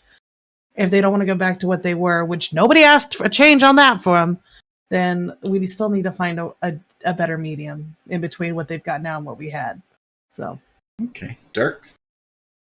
So, I'm gonna echo Soth real quick and be all, you know what, if you can, guys, go ahead and support the AT in whatever way you can. The guys who are running the AT are great dudes. The community team, they want to work with players, they want to talk and engage with players. I know they say some silly things sometimes, but they are generally, like, good people who are looking to help the community do fun stuff. That's what they're there for at the end of the day. But I am also going to echo Barghost and just entreat CCP leadership to stop and think about what you're doing and listen. Please, we have been trying for so many years to reach out to you. I've put this at the end of articles we're trying to hit you that about I've your written. extended car warranty. I've said this on shows, not just this show, but other shows, for years. We want to work with you. If you take a step, we are here and we are willing to take a step as well, and we can find some sort of middle ground. I'm sure we can. There's a compromise waiting to happen. But you've not got forever, and you really need to change your tune fast, because otherwise, I don't want to be doom and gloom, but you've not got forever, guys. Does Hilmar want his NFT? Mr. Flood. Well, he already lost his 220 mil bonus. Mr. Flood, you are next up, sir. CCP, fix your shit so I can PvP. Like, I'm just going to be blunt about it. I like PvP. I play this game to PvP. Please don't make it harder for us to kill each other in internet spaceships. Like seriously. The fun of this game for me is being able to go out, fly ships, have a good time with my friends. Don't kill that, please. Like, maybe I'll have to go start playing Star Citizen or something. Oh, gross. McLeod. So, being the last person to get... No, I'm last. I'm last. Okay, you're last. Like, I mean, there's literally almost nothing that I could say that hasn't already just been said by, everybody else so far. So I'm just going to reiterate something that came up earlier that, it's just basically, hey, CCP, try not to do this. Which is, hey, CCP, try not to promote white supremacists on your on Eve Pulse. That would be great. You're big on that. All right, so I'm going to give some words of wisdom to CCP, and they're not my words. They're words of one of the largest companies and the former CEO of that company, and is core to the very heart of everything that they do every day. And I'm referring to Amazon. Amazon's number one tenet is they are customer obsessed. If you go and apply for a job in Amazon, you are going to hear the words customer obsessed 100,000 times throughout your interview and training process. Okay? There's a reason Amazon is where it is, and there's a reason so many people use Amazon, because they are customer obsessed. And the faster CCP understands and learns that they are not dictators of a small sandbox, and they want to guide players to utilize certain portions of that sandbox, they will be much further on in all their development activities. Amazon says this. All the major corporations in the world are customer obsessed. And if you're not going to survive. That's it for me today. So I want to thank everybody. We had huge viewership today for a very, very, very long time. And we've been here for many hours. And I want to thank everybody. Coming up next here in 20 minutes is the Meta Show. They've got a lot of great guests. Brisk was on earlier. Let us know about it. You guys have a great day. Thank you for spending some time with us. And with that, everybody say bye. Wave. Bye. Thanks. Guys. We love you guys. Thanks for watching. Take care. Have a great weekend. Sayonara.